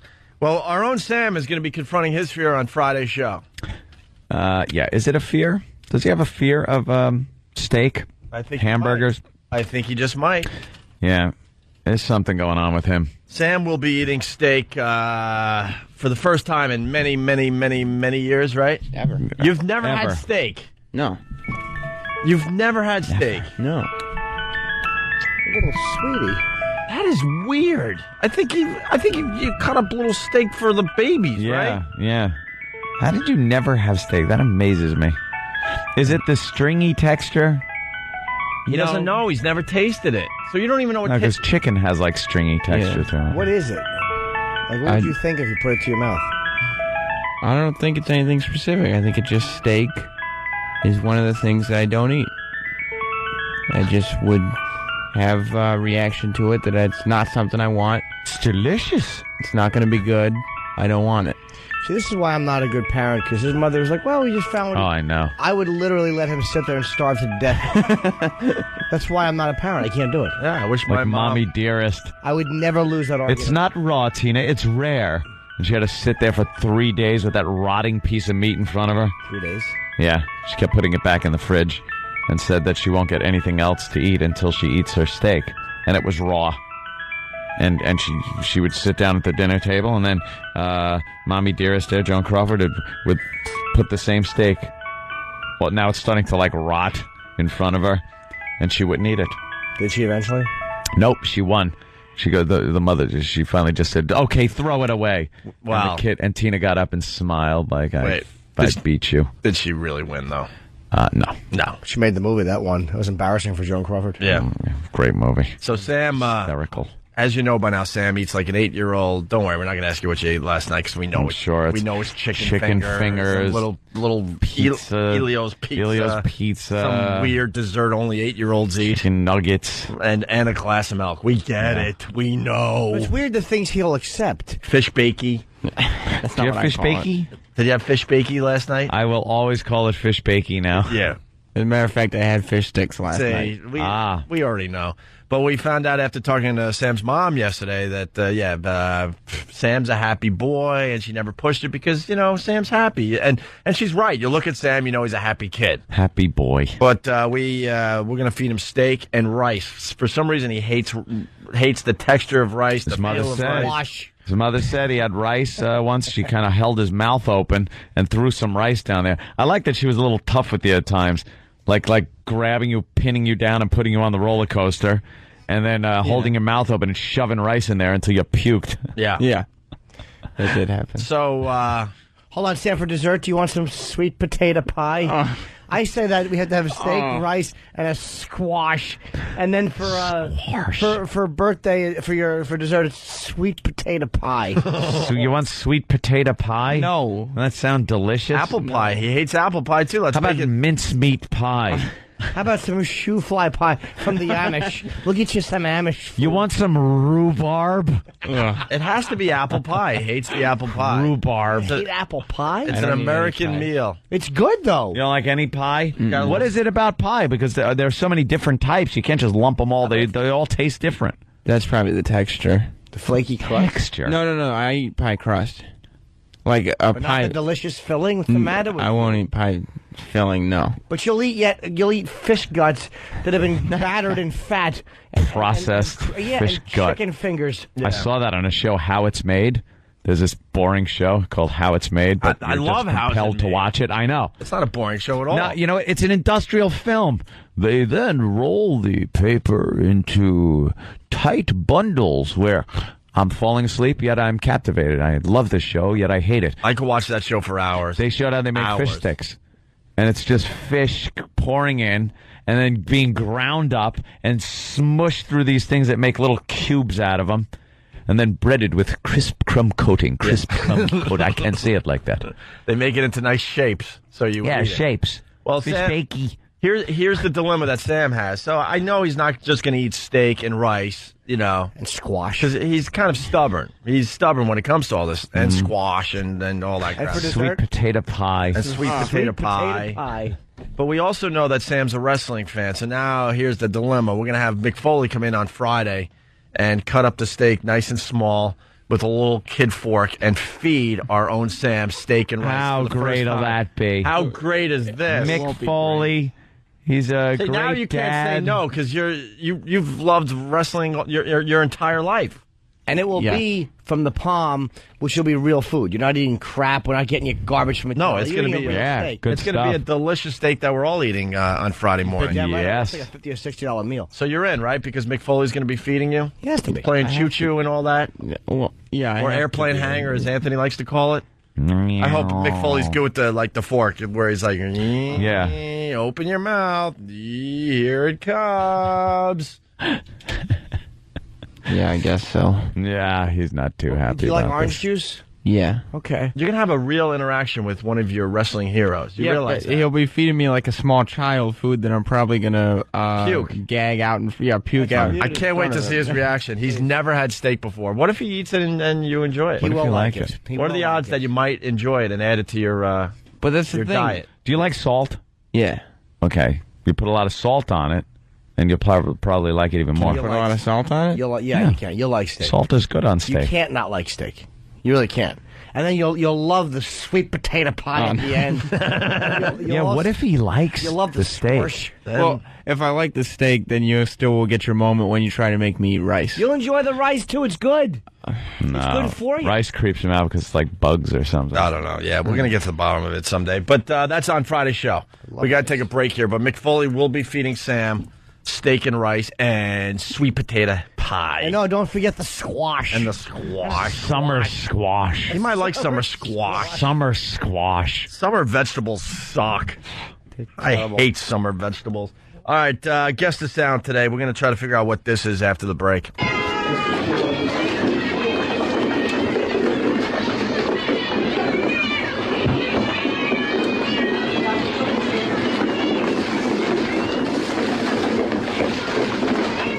What is that? Give us a call, Wow. 877-212-O&A. I know what it is. What is it, Jimmy? It's a man with big metal shoes stepping on kittens while crinkling tinfoil over his head.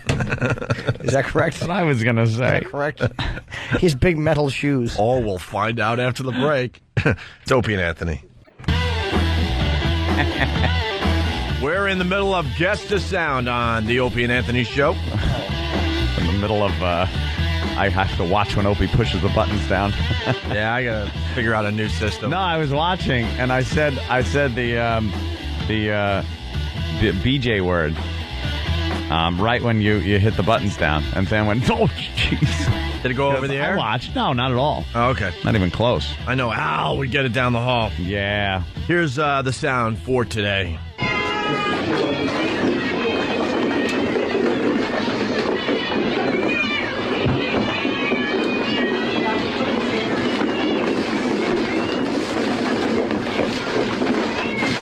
I know it. Yeah? Somebody making cat popcorn.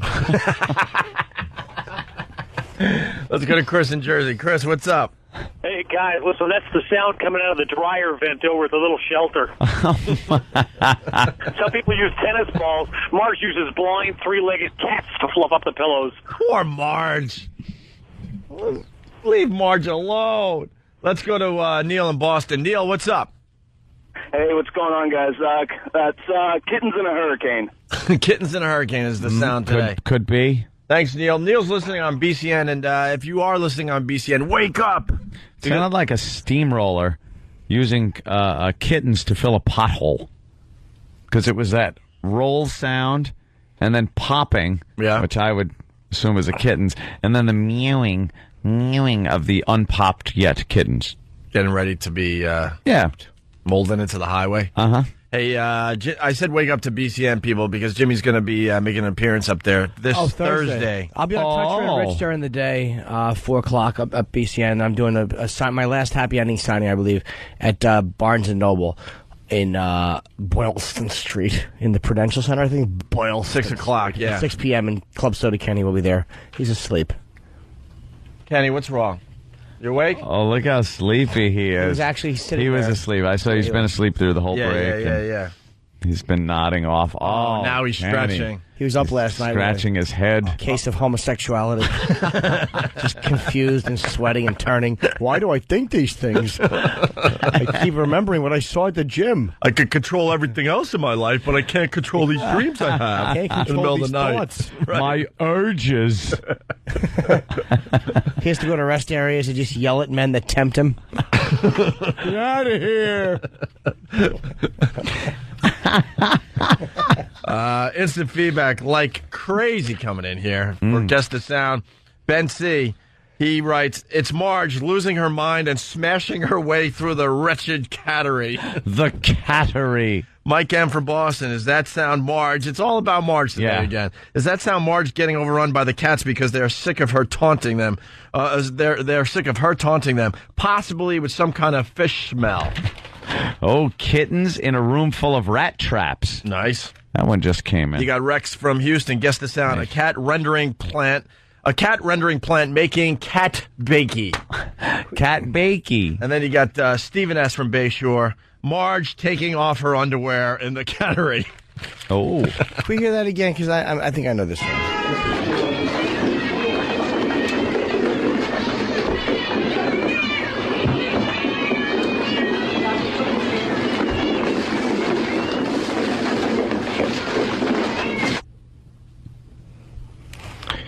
Is it a man eating ice cream?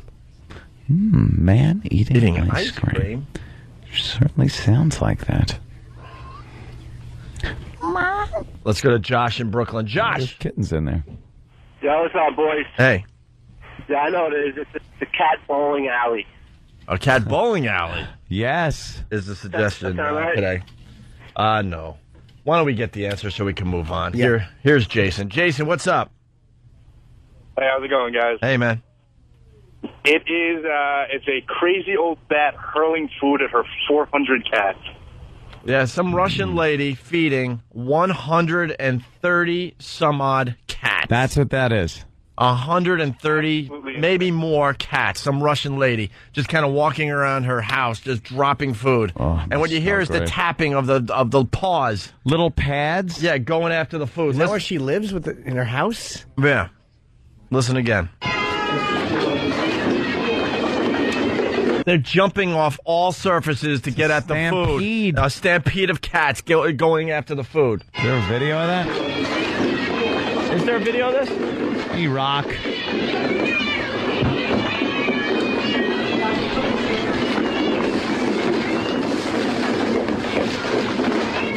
I'll bet you they That is a poop all cat. over. That's a cat feeding frenzy right there. Yeah.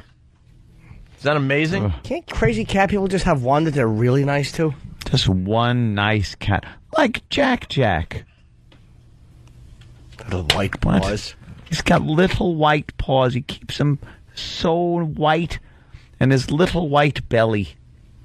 That's what he does. And he loves to play. Holy yes. Here's the video. Crazy Russian cat lady, if you go to YouTube today. Wow. I'm Look sure at them jumping around. Oh, I I'm wish sure they'd Al eat will, her. Al will have this link on the show rundown on 923krock.com later today. Wait, start from the beginning there, E-Rock. I know this is radio, but... If I am pops up, I'm going to ask you to move it. All right, so she opens the door. One cat jumps at her immediately, jumps about 3 feet off the ground. She now closes the door. She's in some kind of bathrobe. She's a Russian lady with a yellow bag, and now she's just throwing food all over the room. And they're just going nuts. The crap must be everywhere. Yeah, but it seems like she has them all in that one room, though. Yeah, you know what? It seems like this was set up for a nice video. Yeah, I agree. Maybe for a TV show or something, because the room looks too clean to have 130 cats in it. Yeah, a bunch of cats. Look at that. They're just going completely nuts, like a feeding frenzy with 130 cats. So great if they jumped at her throat and just, like, ate her. I'd pet them. Would you pet them? Yeah. Under the chin? Yeah. And they put their head up. Yeah, let's go to George in Baltimore. George? Hey, what's up, guys? Hey. Hey, I've seen the video online, too. It actually says it's a 2-bedroom apartment that she lives in with 130 cats. Downstairs neighbors must. You know what? Love that. I'm not buying it. I think it was just set up for the video. I mean, 130 Steve, cats in one real room. or fake? I'd say fake. Steve? Steve? Oh, yeah, okay. Real. Steve is saying real, which means it is absolutely fake. Well, the actual video is real, but it's a setup job. No, CGI. CGI? Yeah. Hey, speaking of videos, don't forget to go to break.com today. There's an amazing face plant. They're calling it the ultimate face plant. The ice skating one?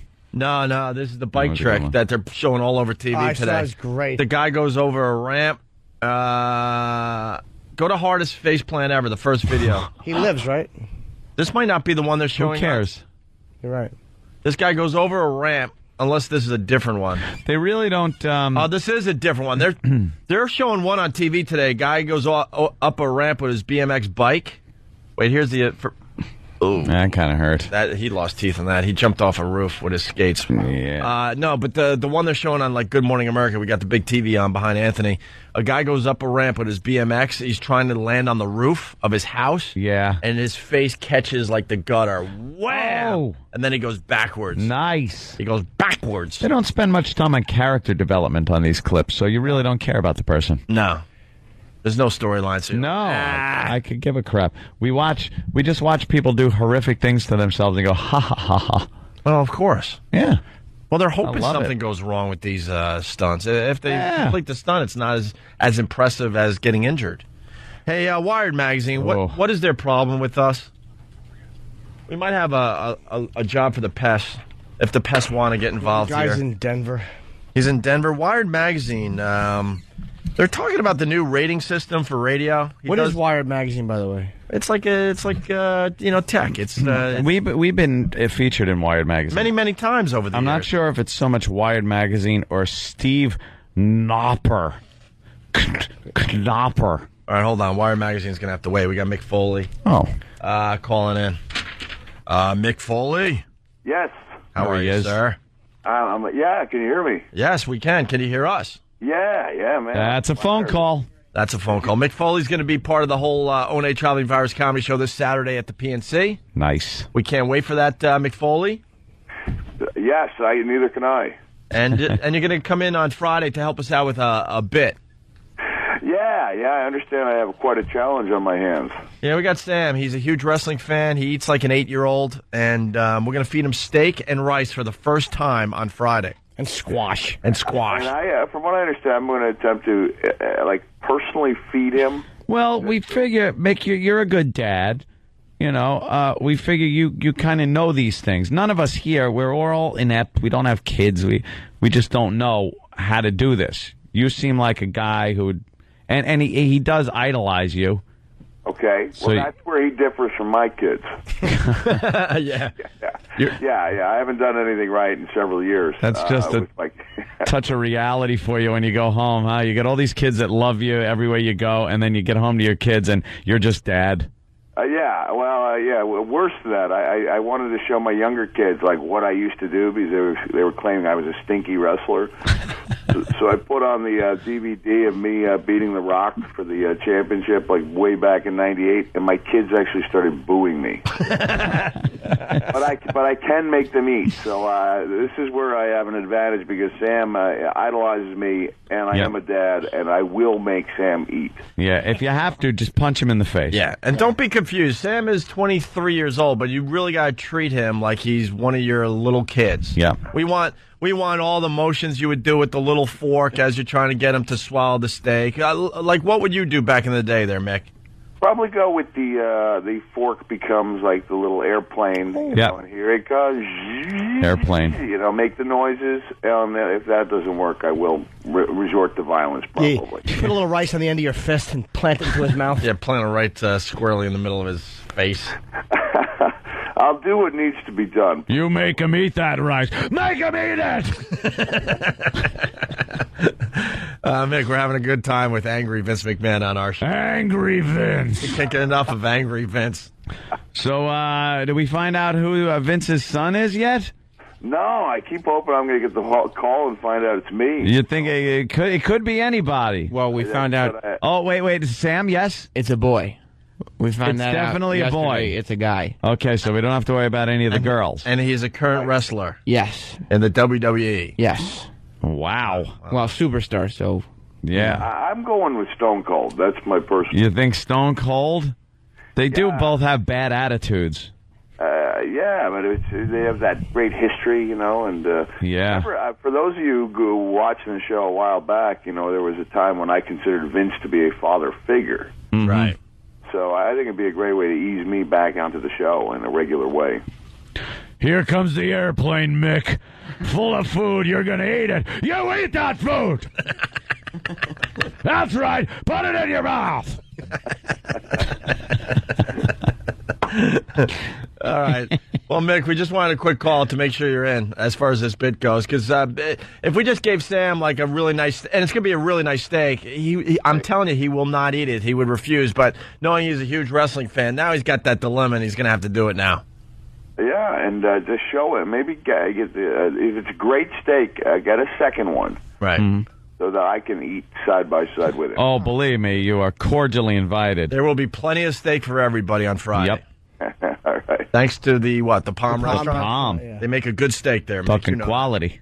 All right. All right. Well, I'll come up with some tactics, and like I said, if need be, I'll use physical force. All right. Anything else? Everything else all right with you? No, everything's great. I'm looking forward to this.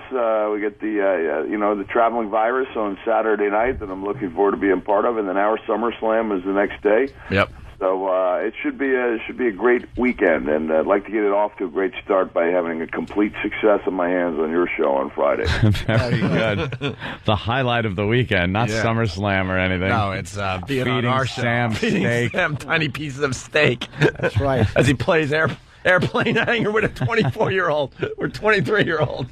Yeah. Who acts like an 8-year-old. Right. And for dessert, he wants sweet potato pie. Yes, he does. All right, Mick. I may even rework the infamous green eggs and ham story. At our Sam. Oh. Yes. There was a story about a guy who wouldn't eat only because he didn't know what it was that he was being asked to eat. So, right there's an incentive. Sam, I am. Well, you like children's books and stuff, so maybe we'll have you read a little something. How's Christmas going for you, Mick? Christmas all year I celebrate it, so it's good. It's good. And I bet that was a cool thing with your kids when they were younger, but now they're like, "What's wrong with Daddy? What's up with this Christmas thing in the basement all year round?" They still, I think they're still traumatized. They couldn't figure out why they could play with the choo-choo train upstairs, but downstairs, like they'd go near the Christmas tree. Be like, "That's not a toy." That's not a toy. You stay away from that tree. For the people that don't know, Mick Foley really does have a Christmas room in his house. And when you have young kids, it must be the coolest thing ever to just go downstairs and see the Christmas room in the middle of summer. But now that how old are your kids there, Mick? They're like 15, 13. Wow. Yeah, now they think Daddy's just crazy. Yeah. Now they think Daddy needs to talk to somebody.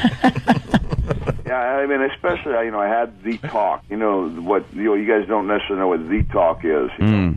with the oldest one. Yeah, right. I had to explain to him that I understood there were certain things that teenage boys did, and that it wasn't like I was saying you can't do that, but I did tell him you can't do that in the Christmas room. All you need is more tinsel. Certain urges. But God forbid I catch you doing that stuff down here in the Christmas room, it's all over. I have a feeling you're the only one enjoying the Christmas room in your house at this point in your life. You're just sitting there. It's supposed to be the special occasion room, and I used to even lock it when I was gone. But yeah, well, room with a good TV, so I come home and nobody obeys the no eating in the Christmas room rule. No watching TV when Dad's not there. So I guess everyone's got to have now that I don't get beaten up for a living, I've got to have some type of How about you psychological problem. How about you turn it into a sports room or a your own personal strip club? It's over, Johnny, with this Christmas thing. Christmas. It's nice and wholesome and family-oriented. I'll put a stripper's pole in the corner, and we'll have guests appear. All right. But anyway, we could talk that over. But I will be successful on Friday when I come see you guys live. All right. Cool. By that you mean you will be able to feed Sam steak and rice for the first time in his I believe in his life. I will. Yes. All right. Thank you, Mick Foley. See you Friday. All right, I'll see you in a couple days. Right on. Cool. There he goes. Good friend of the show, Mick Foley, everyone.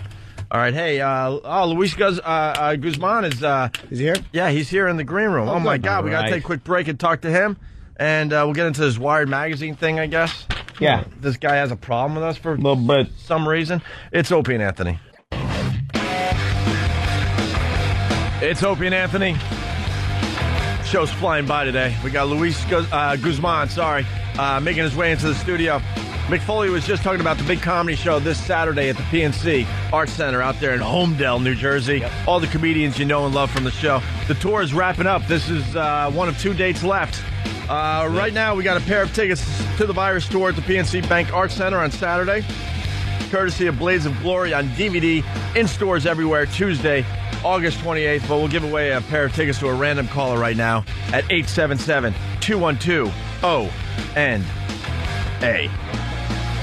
And Luis is coming to the studio. How you doing, man? I'm good, brother. How you doing, man? Very good. Very happy. I was looking at your resume. I didn't realize you've been acting since '77, man. You had like a long, good career. Well, from '77 to I think '85 or something, I didn't do anything. It was it was a fluke. You had a one-shot deal there? It was a hobby. Yeah. Yeah. What happened from '77? Because there's something called Short Eyes. Then in '83, I was going to ask you actually, because like sometimes when somebody's starting out, there's big gaps. Well, I'll tell you what. When I did Short Eyes, it was because my buddy wrote that movie. It was a play first, and then they made it into a movie. So he came to the block and picked up a bunch of the guys to be background back then. So I wasn't pursuing being an actor back then. I was a social worker on the Lower East Side. Oh, really? Yeah, man. Social worker. And you just lucked out, kind of? That you got discovered by your buddies in the neighborhood? Well, what happened is when I did Miami Vice years later, I ran into the same guy, and he said, hey, they're coming to town. Why don't you see if you could get a part? So I got me a part, and all I wanted to get out of it was enough money to buy me a used car so I could drive to Orchard Beach on the weekend. That was it, for real. Are you do you train, or like, are you just like one of those guys who's just a good actor? I think I'm a good actor. You didn't go to like acting school or any of that stuff? No, actually, I studied for 2 years, but that was like right after I got in the business. Okay. Yeah. And then that probably seemed like silly training. I was like, I know how to do this naturally. I didn't know what I was doing, so that's why I took classes for 2 years just to like sharpen my tools and stuff and my skills and understand my instincts a little bit better. Did it work, or did you think everybody was an ass in there? No, it worked. Yeah. I'm here talking about it today. Yeah, it's just thought it was more of a natural thing though than well, for trained. me, it was. I mean, really, I didn't train to become an actor. Like I said, I just wanted to understand the craft a little bit more because I use my whole life growing up on the Lower East Side is my reference. Yeah. Well, the Lower East Side used to be a really scary place. It's slowly turning around, but back in the day, man, there was some crazy ass going on there. Yeah, man. Well, back in the day, it looked like a bomb hit the neighborhood. So. Yeah. Why a social worker? Like usually guys go into social work after you get sober or after, things go really bad. Then all of a sudden, like, all right, things are okay now. Was there a reason to be a social worker, or were you just kind of it's just what you wanted to do, or was there like a terrible story behind it? Well, I've always liked helping people help themselves, and that was my calling. I love doing it. I love working with young people. I really love seeing people turning their life around and taking charge and stuff. And like I said, the whole acting thing was a fluke. I didn't expect that to happen. I just wanted to get a used car out of it. It's interesting you say that because you don't give that impression in your roles that you would actually care about people turning their lives around. You care more about throwing people downstairs. You could have been nicer in Carlito's way. Right. But the thing is, like you mentioned Carlito's way, I grew up with guys like that. So, when I'm able to portray guys like that, say, okay, this is my reference, this guy that we used to hang out with in the back room of a social club at 4 or 5 in the morning shooting pool. You're in one of my favorite movies of all time, and it's a movie that never got the play it should have gotten, Q&A. With Nick Nolte. It was directed by Sidney Lumet. It's an amazing film. Nick Nolte is this really weird homoerotic rogue lieutenant who likes trannies. It's just the greatest bad cop story ever. Timothy Hutton, a little dull, but I mean the rest of it was a great movie, and you were great. You plays one of the detectives. You and Armand Assante had a great scene together. Yeah. That movie never got the play it should have gotten, but I've been a fan since way back in, I guess, was it 87 or something like that? Yeah, no, that was a great movie. Actually, it was written by the same guy that wrote Carlito's Way, Edwin Torres. Oh, really? He wrote Q&A and Carlito's Way. Was that Sidney Lumet's daughter that played? And I know this is kind of weird for people who haven't seen the movie, but there's Sidney Lumet's daughter, I think, plays the role. Yeah, Jenny. Yeah, she's a kind of a new actress.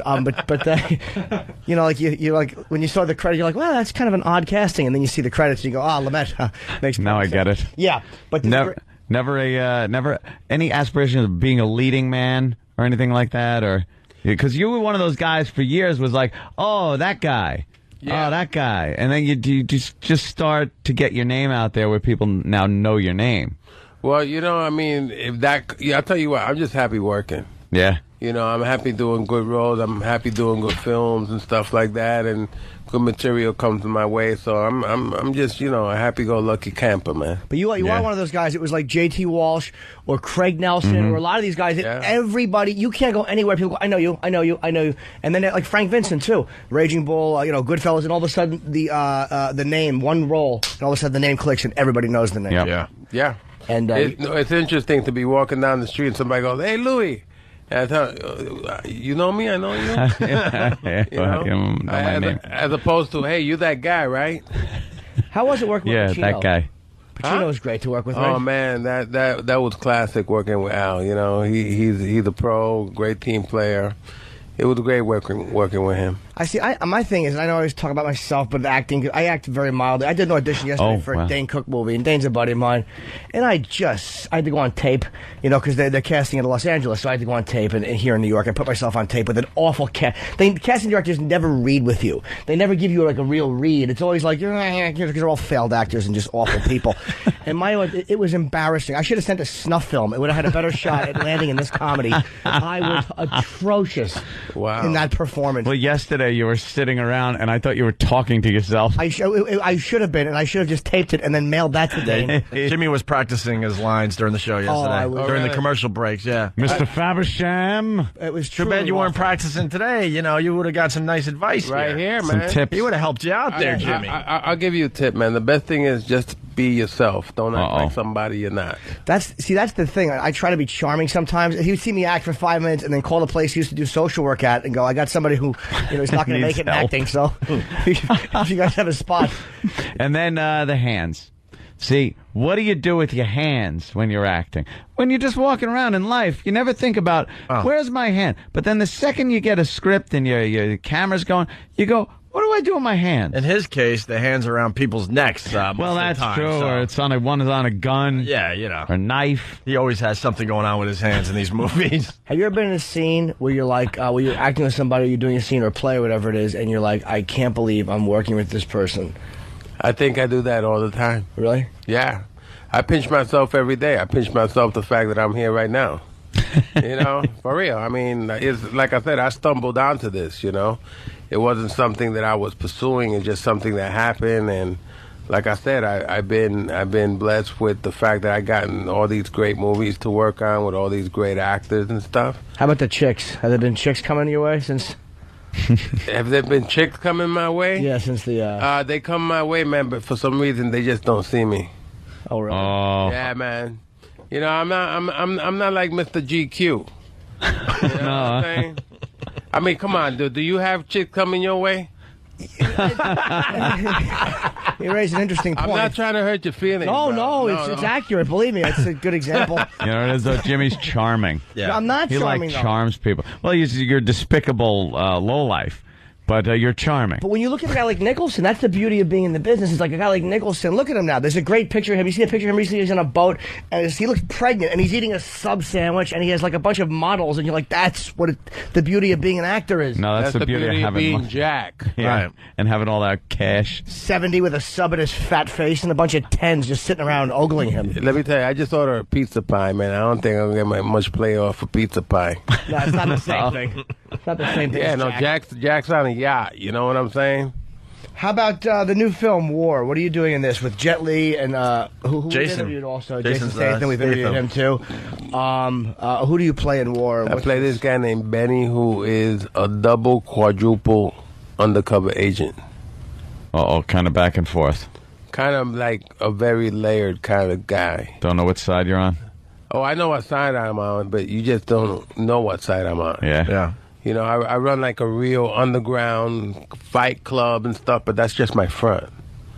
You know, yeah. Really suspenseful guy.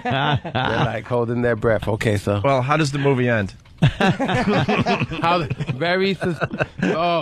movie ends was like, okay, I got it now. Oh, it's one of those, who saw that coming? Loose ends up until like the last few minutes. Yeah, it's and like, you're you're trying to figure it out, why is this guy doing it? What's his purpose? And, oh, snap. So like your shirt. I've been sitting here trying to figure it out. There you go, baby. And I don't get it's an I Love New York shirt, but instead of the heart being there with the I Love New York, it's you. It's me, baby. Louis loves New York. But isn't that the I? The I? Yeah, isn't the I, the letter I would be you. I, Louis, love. There's like a lot of love in the Louis, New York. Yeah. It should be Louis, heart, and Y. Yeah, but that is true. Yeah, but you see these shirts all the time. They just, they take the heart out of the I Love New York thing, and they put something else in They it. put a smiley face. Or something. They put a So in this cat. case, See, that would be I, Louis, New York, which means, you shoot up New York, you beat up New York, you sell New York some drugs. That's a good interpretation, actually. Okay. You know, one of my favorite Louis Goosebump moments was in Boogie Nights, where you're just trying to convince them that you're built for pornography. That's the greatest thing. Is that it's just like that's the type of asses that hang around pornography, are these guys that just kind of know the porn people. Dude. They try to convince them they belong in Dude, them. I met Ron Jeremy. I said, I can't believe that. That pop belly guy getting all that play.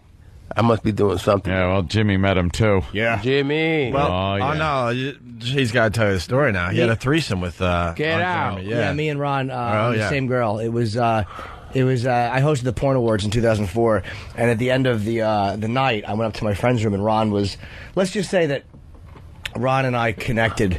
We kind of just looked at each other. You couldn't see the girl anymore, but we could look at each other's eyes. Basically, they could have played cards on her. Wow. Yeah. You know. Yeah, and there's a definite difference between Ron and me. Now, let me ask you, which end were you working on? Let's see. I could look right down and see her eyes. Oh, okay. Ron was handling all the heavy lifting. Okay. Heavy lifting, yeah. What was I going to do? You know what I mean? She toyed with me. She's like, oh, yeah, it's good to see you too, Stu. But she just did this. There you go. You get some play. Yeah, but that was just because I walked into the right place at the right time. That had nothing to do with being Jim Norton or being me. That was just lucky. My friend hooked me up. Lucky and go for it. Yeah, Ron shares. He's like, hey, come on. And I had a suit on, and I did. Nice. Jimmy's downplaying it. He's got a beautiful girlfriend. Oh, really? Yeah, who's very, very funny and, she's and loves cool. him to death. But before that, Jimmy, he would pay for it. Yeah. Really? Yeah, a lot of money spent. Yeah, he's got a book that Did you write talks it all off about on your taxes, bro? I would. You know what? I've actually wondered if I could write prostitution, escort service, and stuff like that off, because I am technically using it in my act. I'm a comic, so I Sure. talk about it. So maybe it's some kind of a loophole. Hey. Also in Traffic, by the way, which I loved. One of the most disturbing scenes ever. That was with, that's the one with the girl laying back and the drug dealer on top of her. Yeah. He's right at the door, and he's that close to finding his daughter, but he didn't find her. Yeah, she at that point. They don't come to the door, and the black drug dealer's on top of her, just man. away. Yeah, that was what was disturbing about that? It was like you could see your daughter doing that, but I could also see myself having drugs and getting a girl to have sex with me. There was a conflict. Jimmy had a little conflict. Yeah, it was really over that scene. Like that's gotta be awful. You know, your only daughter is giving herself up like that just to get high. And yeah, well, unfortunately, that happens nowadays, dude. Yeah. I mean, it's bad, I guess, but I guess I've capitalized. It was a good movie, man. It was a great movie. Yeah. It was a great. You've been in a lot of great films, man. You're very. You're one of those guys like Frank Vincent. You just pop up in all these classic movies. He's pretty much been in every film made in the last 12 years. Yeah, somewhere. Yeah. You've been in them all. Oz too was very good. That was a very popular show. Oh yeah, no, I love doing Oz. We had a great bunch of guys. You know. Yeah. Tom Fontana wrote a great show with his team of writers, and it was great to work on. The only bad part was I think they knew it was ending, and so they tried to wrap a lot of things up in the last season, and it was like, wait a minute, this is going by pretty quickly. Yeah, well, I tell you... like someone's found guilty. All right, execute him. Let's go. He's out. It's like, you don't ever get... I never knew any of the characters that got paroled. No, think about it. Everybody's like, you get killed. That's your way out. Yeah. So they would kill like main characters all the time, so you probably never knew. You never knew. The only thing that I asked that when I got killed, please don't let Adebisi kill me. Yeah. As you're saying his name, I was going to ask you, did he die in the series? Because I didn't see the end of the series. Adebisi did, yeah. He did? Yeah. That little sideways hat. He was cool. Yeah, that's cool. He went on to being Lost. Oh, don't tell me.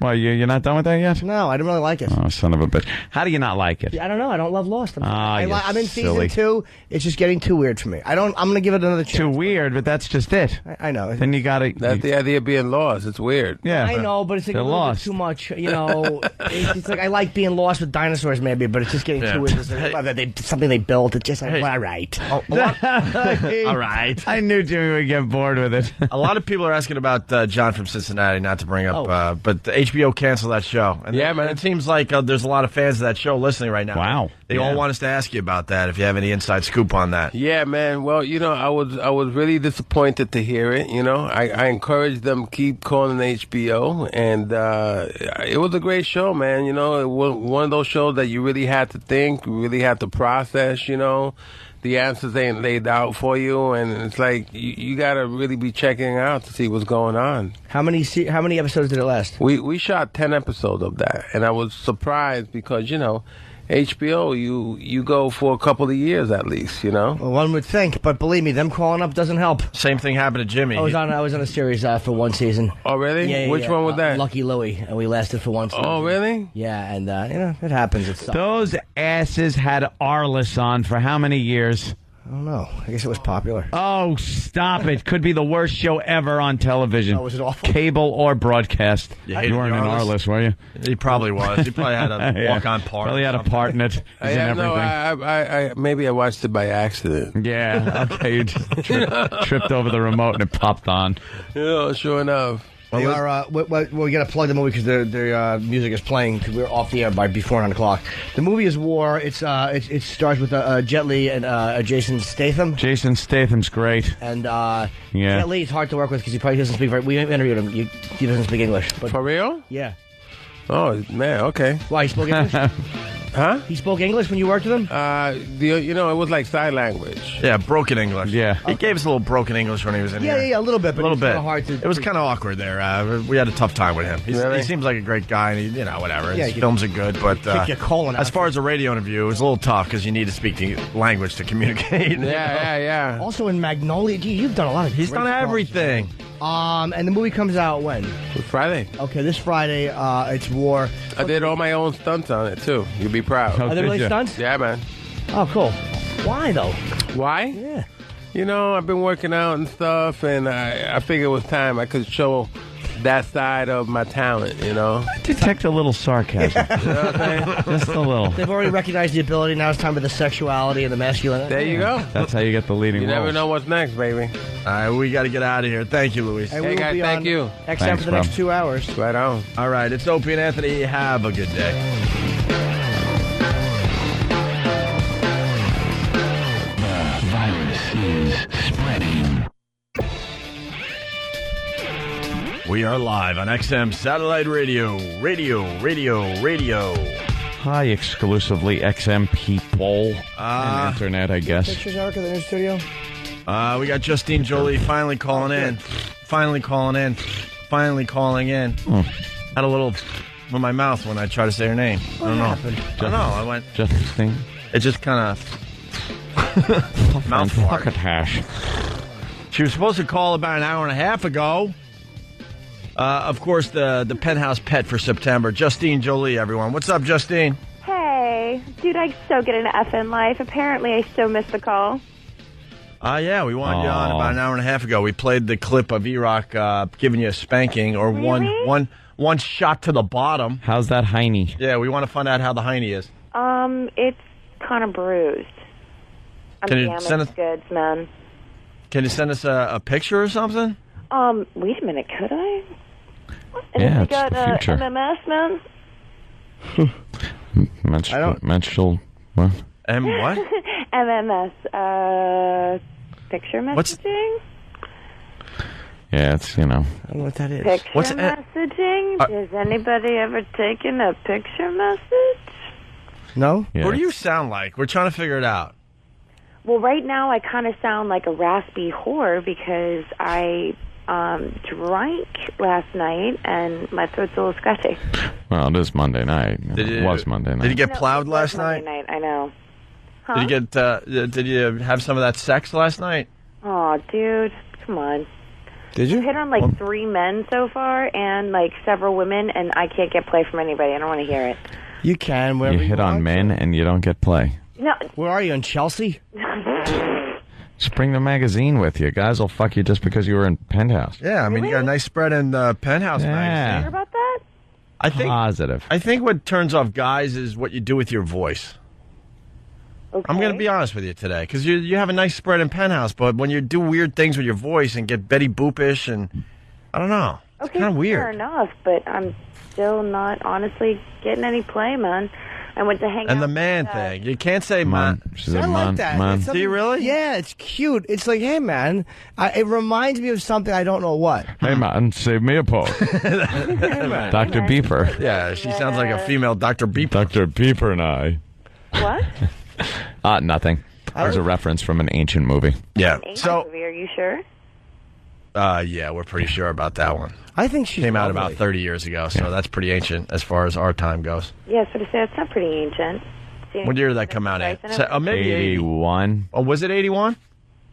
or 80. Yeah, no, right around there. Airplane was 80. I think it was Caddyshack 79, was man. 81. Oh, Airplane? Man. That came from Airplane? No, I think. No, it came from Caddyshack. I think Animal House is 77. Caddyshack? Caddyshack. No, Airplane was 80. I think Caddyshack was 81 or 82. They Let's were try that. replaying it when I was a Iraq, kid. answer. Iraq, answer, please. I'm going with 1980. 80 for Caddyshack. Caddyshack? Yes. No, I think Caddyshack was after Airplane. Not much. but- Caddyshack was. You want me to find out? Airplane was 80. Oh, Wait, boy. Airplane was what? 80. 80, okay. So then Caddyshack has to be 81, right? Caddyshack. Man. Okay, Come on. 1980. 80! Same year? Yeah, baby. What a year for comics. Nice. And let's not forget Caddyshack 2, 1988. Oof. Caddyshack, the 19th hole. Who's in that? Too, which was fine, but why are we referencing Caddyshack again? We always talk about it. We love it. Yeah, we love Caddyshack. See, you're a broad. You don't understand. It's You know a guy what? I thing. am abroad, and I really don't get the Caddyshack thing. I'm like, wow, you know what? Caddyshack is one of the greatest comedies, if not the greatest comedy of all time. Yeah. It's right up there. Right up there. I love when someone mistypes something and they typed, it was in the year 19080. Wow. He meant 1980, but it's like 19. Wow. Oh. It's in the future. Yeah. Where are you now? I am laying in my bed. Why? No, I mean, like, what? Are you naked? Yeah, could you be useful for us today? Clothes on. Huh? All right. Could you be useful at least? Maybe, I don't know, use your vibrator or something. You have a vibe? You got a vibe, man? Man. I just want to know what's really sad. What's sad, man? But is that when I was packing, I actually left my Hitachi magic wand at home. Oh, your what? Your Hitachi magic wand? Where's your dildo, Spicoli? I break it out. Something must have happened to him, man. Man. She talks like Spicoli. And she talks over everybody. Something must have happened to him, man. Come on. So where'd you leave this Hitachi magic wand? Oh, she loves to talk. Well, that's good. So how's your ass? My Hitachi magic wand is very disappointed because it hasn't gotten any play in the last 6 months, and my ass is pretty. Why hasn't it had play? You don't. It's not like you have to talk to it or anything. You just turn it on and use it. A dildo that doesn't get used gets gummy. Ew, It gets gummy. Yeah, you gotta let that vibrator shake all that crap off every once in a while, man. It starts to look like the end of a faucet that hasn't been used in a while, and that stuff crusted around it. It gets, the whole thing is that it gets frustrating. It starts looking like an egg beater that hasn't been in the dishwasher in a while, man. Ew, man. You guys are mean. No. No, man. We're talking about everybody's vibrator, man. Man. All right, so where's the Hitachi magic wand? Hitachi magic wand is in Los Angeles. And where are you? New York. Why are you still here? Oh, what? I'm sorry. Am I not supposed to be here? Am I not allowed No. I mean, I mean, you're in a hotel, right? No. I Oh, lived all right. here half the year. Oh, I didn't know that. Okay. Oh, all right. Yeah. I love living here, actually. It's one of the coolest cities in the world. It absolutely is, man. That's what they say. You can make it here. You can make it anywhere. So, how's your ass? I want to know where that line producer is, actually. The goalmouth gargoyle that decided to fucking hit me. E-Rock? E-Rock. They haven't talked I'm since sorry, the big where is that spank. fat fuck? Did he get back on his fucking diet again? Oh, nice. Justine. Where's that fat fuck? Did he get back on his fucking diet again? Nice. E-Rock? Hello, how are you? E-Rock, comment? No, I don't really care how she's doing. Oh. Justine. Yeah, well, I don't really care how he's doing either. Really? You just asked for me. Yeah, well, I asked you, fat fuck, how are you? You work out with that girlfriend of yours? You still think you deserve to have her? Oh, yeah. Really? Yeah, she's not envious of you in any way. No. I'm not saying she needs to be envious in any way, or even should have been envious. I'm just saying with your personality, do you think you still deserve her? Yeah, she didn't think I hit you hard enough. Really? Yeah. Huh. All right. Well, then, you know what? I'll make sure that I bring in a cane next time, and we'll see who's fair. You ever seen a cane? It's a piece of bamboo. Hold on a minute. Less than I've been waiting all morning to use this one. I know timing's everything, Aunt, but she'll babble anyway, so it doesn't really matter. As this queues up, here it is. Our latest one. Right center field. McLouth is back to the track. He leaps at the wall, and it is gone. Yes. It just cleared. No, what do they're they say saying now? two. They're saying it's a double. It went just under the wall. Oh, just under the wall. That's different. So, Justine Jolie. Yeah. Penthouse Pet for September. Uh-huh. How's your ass, man? You know, man, you damaged me. No, it's fine, actually. It really Your is. butt cheek healed up. How's your asshole? Because I know he palmed it a little. Yeah. You know, that's perfect, too. That's perfect, too. All right, Mom. So there's, It's all a is little there any, puckered. It's all cute and pink. so there's no bruising anymore? Little brown Mom? No, actually. Purple Mom? I had that all massaged out, believe it or not. Got a roid Mom? I went to a masseuse afterwards, actually, to make Nice. sure that I wouldn't get any bruising. So Oh. Did you? yeah, I did. Mon? Hey, why don't you masturbate? Huh? How about you do a little of that masturbation for everybody, Mon? Yeah. Wait a minute. Stick Don't I that get hand any down there in play? bed. Do I get any play? Do I get Just like, think of, a sexy hot guy to come and help me? E-Rock. Ew, what? I said a sexy hot guy, sweetheart. I didn't ask for the Gomeless gargoyle in the corner. Oh, boy, she called you a gargoyle again there, E-Rock. Oh, yeah, she got me. Ooh. What's your problem with E-Rock? I don't really get it. The fact that he tried to bruise me and he's a misogynistic prick. Oh, E-Rock. That's someone that hates women. Exactly, yeah. Yeah. For those of you who don't know, that is somebody who hates women, or if you were doing it for Well, the they show, know now that's because they great, had explained but that you're before you still a dick. explained it. Mon. What? That's right, Mom. I was like, even if you were doing it for the show, you're still a dick. Well, I don't know if he was actually doing it for the show. He just doesn't really understand how you do a spanking. Yeah. I don't think he does. I think he knows how to do a spanking. If he's been having sex for a while, which that's not a guarantee either. Oh, wow, E-Rock. That one's got to hurt. That one's got to hurt right there. That was a good one. From a whore who's... Yeah, right. Okay. What? She's not a whore just because she's in Penthouse. He might have ran out of steam on that when he went. Said that I was a whore? Yeah, he might have called you. He said from a whore who's, well, okay.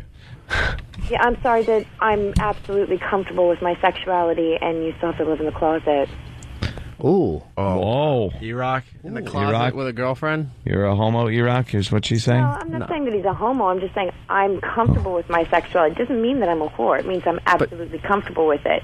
You, on the other hand, apparently can't be. Must, feel threatened and have to call me a whore. Ooh. Wow, E-Rock, that's a good one. You got to admit it. Threatened? She's good. She's good, this one. How am I threatened by you? I don't know.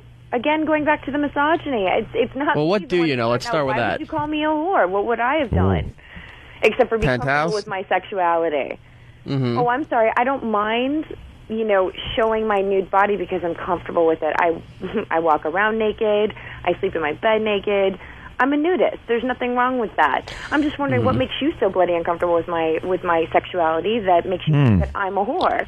Yeah, E-Rock. Yeah, why Good would question. Why would your first action after seeing her naked be, hitting her really hard? To pretty much punch her in her asshole. Yeah, why would you do that? Yeah, you gave her asshole a black eye.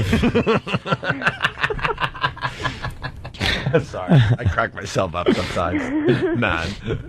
That's right, Mom. None. You guys should smoke a big fat ass bowl like I did, then you'd still be saying none. Oh, you did? You smoked some of that dope this morning? Smoked some of the guns. That'll get you far. All right, what can we stick in you today? What? Stick in me? Okay, no, wait. Yeah. Just to have a vibrator doesn't mean it goes in. I just like. All right, well let's play around the rim a little bit. Put your fingers in your pussy. Yeah. Just slowly reach down and. Yeah, just kind of put your fingers in your, Yeah, turn everybody around because you still have a few haters out there, believe it or not. I don't know why. I don't know why either. You're beautiful. You're in the September issue of Penthouse. Oh, well, what do you got? Thank you. Oh, my goodness. Deserve a huge kiss. Too bad I'm not there to give it. Oh. Oh, where should we start? Should I start by playing with one of my hard nipples? Because it was lovely. Should we have E-Rock leave the room because he finds please. this gross? Fat fuck, leave the room. Ooh, hey, fat fuck, can you leave the room? She's about to masturbate. And you're disgusted by it. And you're disgusting her. She's implying... Because you think she has cooties. You haven't earned the right. She's implying that you're a pussy dryer. By his foul, disgusting... E-Rock hasn't gotten past the point that girls have cooties. Yeah, he was trying to punch her cooties away. Right. Because the cooties come out of girls' assholes. Right. Did you think E-Rock was sexy?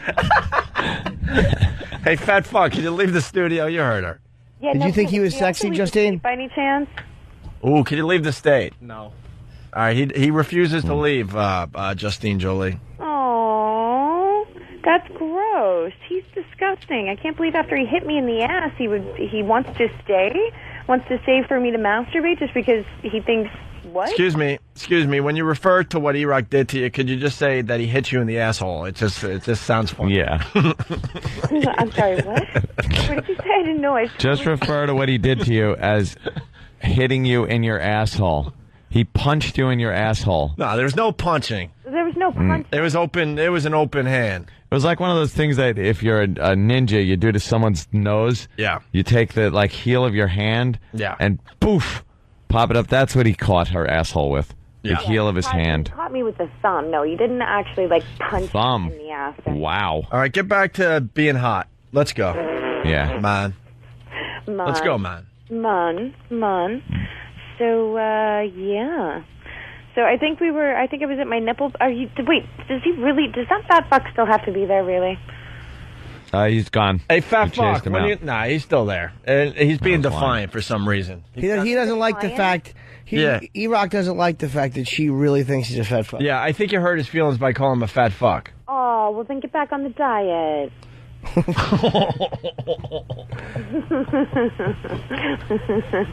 I don't feel guilty at all. I actually normally would and be like, oh, I feel really shitty. Wow. Actually, Chris K. from Wilkes-Barre, he's saying, can you refer to the incident as a judo chop to your asshole? Is that exactly what he referred to it as? A judo chop. Judo chop. I mean, he would like to pretend that he's all massively kung fu. And Stuart from Charlotte, North Carolina, E-Rock made her brown eye blue. Made my brown eye angry is what he fucking did. Oh, yeah. Would you like to pay him back by spanking him? Well, I'd like to pay him back by splitting him open with a cane, yeah. And I mean, actually splitting his skin open with a cane. I mean, I think that would be fair. E-Rock, would you allow that today? today? He doesn't necessarily have to take his clothing off and model for people. I do. So when he did that, he put me back by a week for work. That's why I'm still in New York. Yeah, but you could have done some kind of slave thing, I'm thinking. Yeah. With that bruise. No. No? See, I don't know the business. All right. I thought. Come on. Fingers in the pussy. Yeah. Well, hey, you got to start by Fingers in the rubbing pussy. the nipple first. What do you think? Nipple schmipple. Yeah. I want to hear. Rubbing the nipples after 5-10 seconds is overrated. Let's go. That's enough. Let's go, Toots. Hey, I like my nipples. They get. That's good. If a guy is there with you, he'd pay attention to the nipples. But on the phone, it's like, are you playing with your nippels? Not so much. No, I've been playing with my nipples the whole time. I don't even know why I'm saying good stuff. So just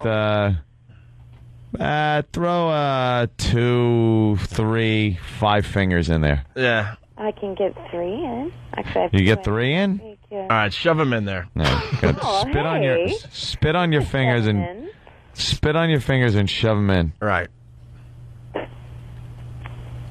Like you're looking for something under your counter. Yeah. Like I'm hey. Like you're trying to reach something. Like you're trying to reach something that's just out of reach with your 3 fingers. Like you're trying to reach something under the dresser. It's like, oh, God, my fingers are almost there. Yeah. That's what you got to do. Yeah. Shove them in there. Getting really close to maybe slipping one in. Oh, no fingers in yet? Oh, I lied. One. One's in? Mm-hmm. What about the next one? Put the phone down there. We want to hear squishy noises. Oh, I can't put. Oh, ew. Squishy. Just do it, man. Come on, man. I want to hear squishy noises, man. No, I'm not going to end up making squishy noises. Come on, man. Yeah, let's do that. All right, hang on.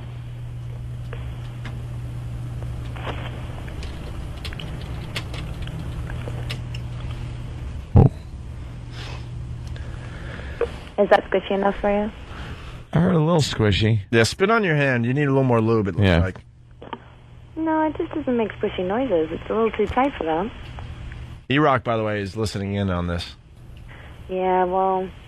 He's jerking off. I feel really, really bad for his girlfriend. Why? Why do you feel bad for his girlfriend? She's beautiful. Well, no, I mean, obviously she's a looker. She must be. But I'm just saying I feel bad for her because she has to put up with such a prick for a boyfriend. Wow. You're not getting over this. I thought by now we'd be past this whole punch to the asshole. But it wasn't a punch, though. You take a little judo chop to the ass. A little judo chop, yeah. Yeah. Right to the asshole. Judo chop to the ass. Yeah. E-Rock is... What's wrong? Why are you rolling your eyes? We got a beautiful girl on the phone. She's making squishy noises, man. and you're rolling your eyes over there. Microphone. Oh boy. Yeah. Here comes E-Rock again. Yes, but say I can hear him. Could you just do what they asked you? This is taking forever. I am Just doing get what to it they're already. asking me to do.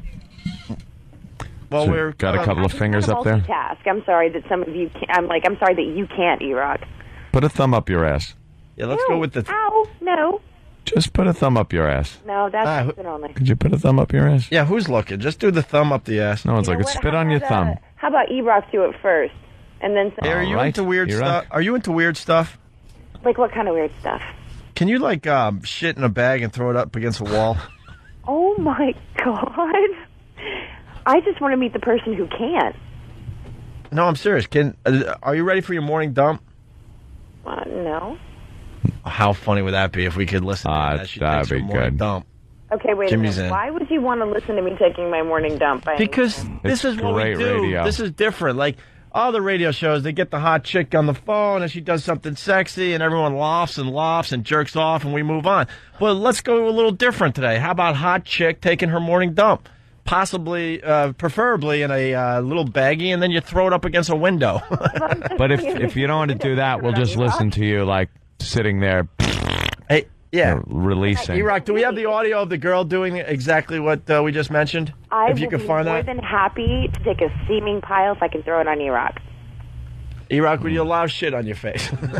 E-Rock, comment. Surprisingly, he said no. Really? Oh, I thought Yeah. I thought he was totally into scat porn.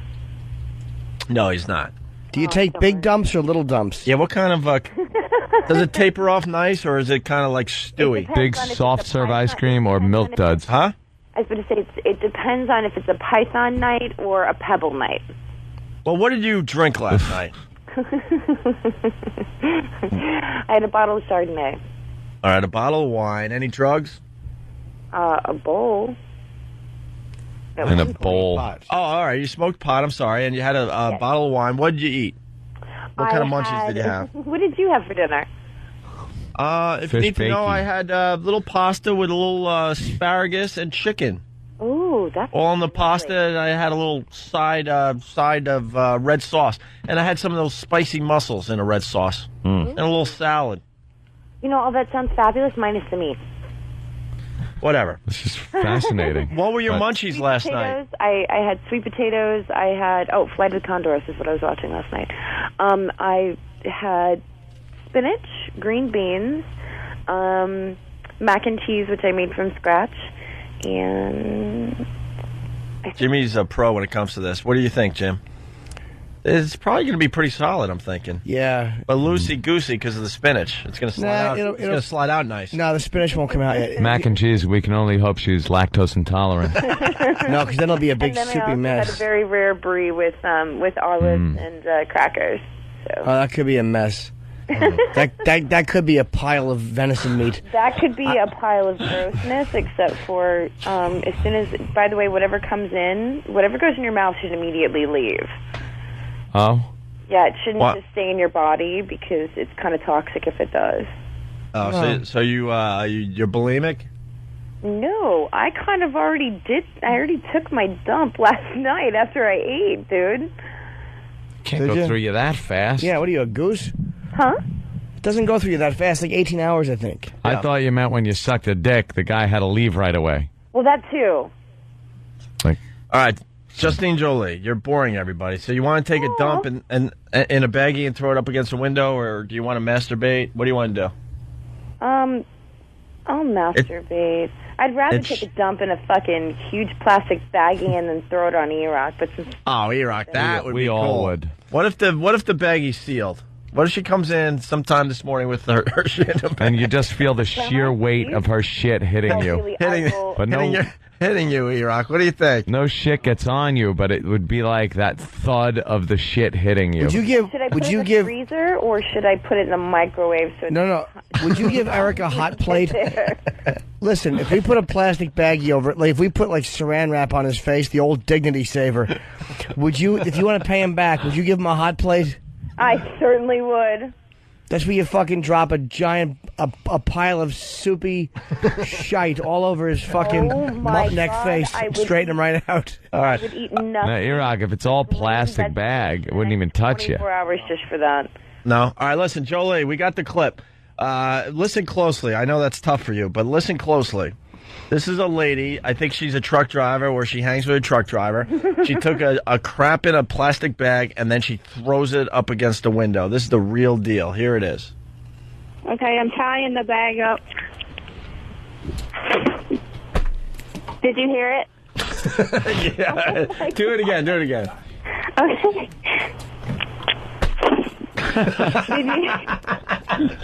Come on, throwing her shit bag against the window. Look, we all got a good laugh. Now, is that real or not?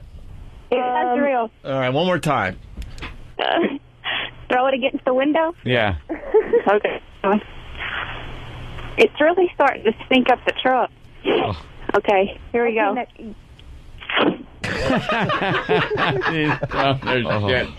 You actually took a dump in a plastic bag?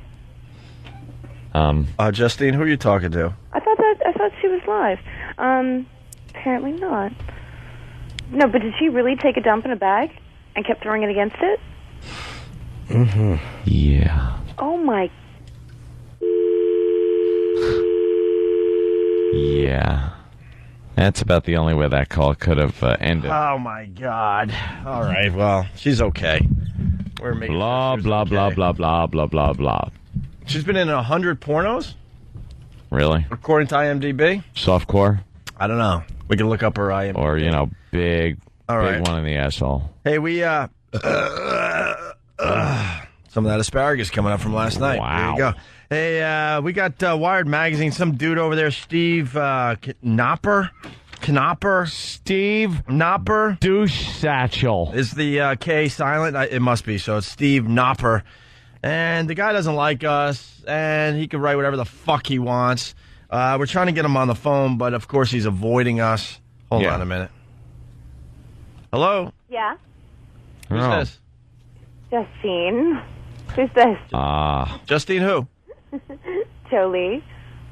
Oh, what's up? How you doing? We're doing very well. We wanted you to call in today because we want to know how your asshole's doing. Are we going through this all over again? Going through what? We were talking a little while earlier. And I kept About what? into E-Rock. About what? Well, I have to know if that lady was real about pooping in the bag and then throwing it up against the window. What lady? I know that back in the day we had a lady who'd crap into a plastic bag and throw it up against a window. Yeah, that's in a truck. Yeah. Why are you bringing that? Do that though? Why are you bringing that up today? Dude, you're the one who. Hello? Yeah, Justine Jolie, what's up? What's up? We want to know how your asshole is today after E-Rock kind of slapped it really hard. Massively slapped it and tried to hurt me. It's fine.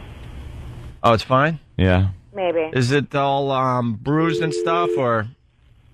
All right, Wired Magazine. So this guy, Steve Knopper, just taking cheap shots at us, whatever, but the guy won't come on our show to discuss this. Of course. There's a new rating system for radio. We can't really get into it too much, but we can read this article. Arbitron's portable...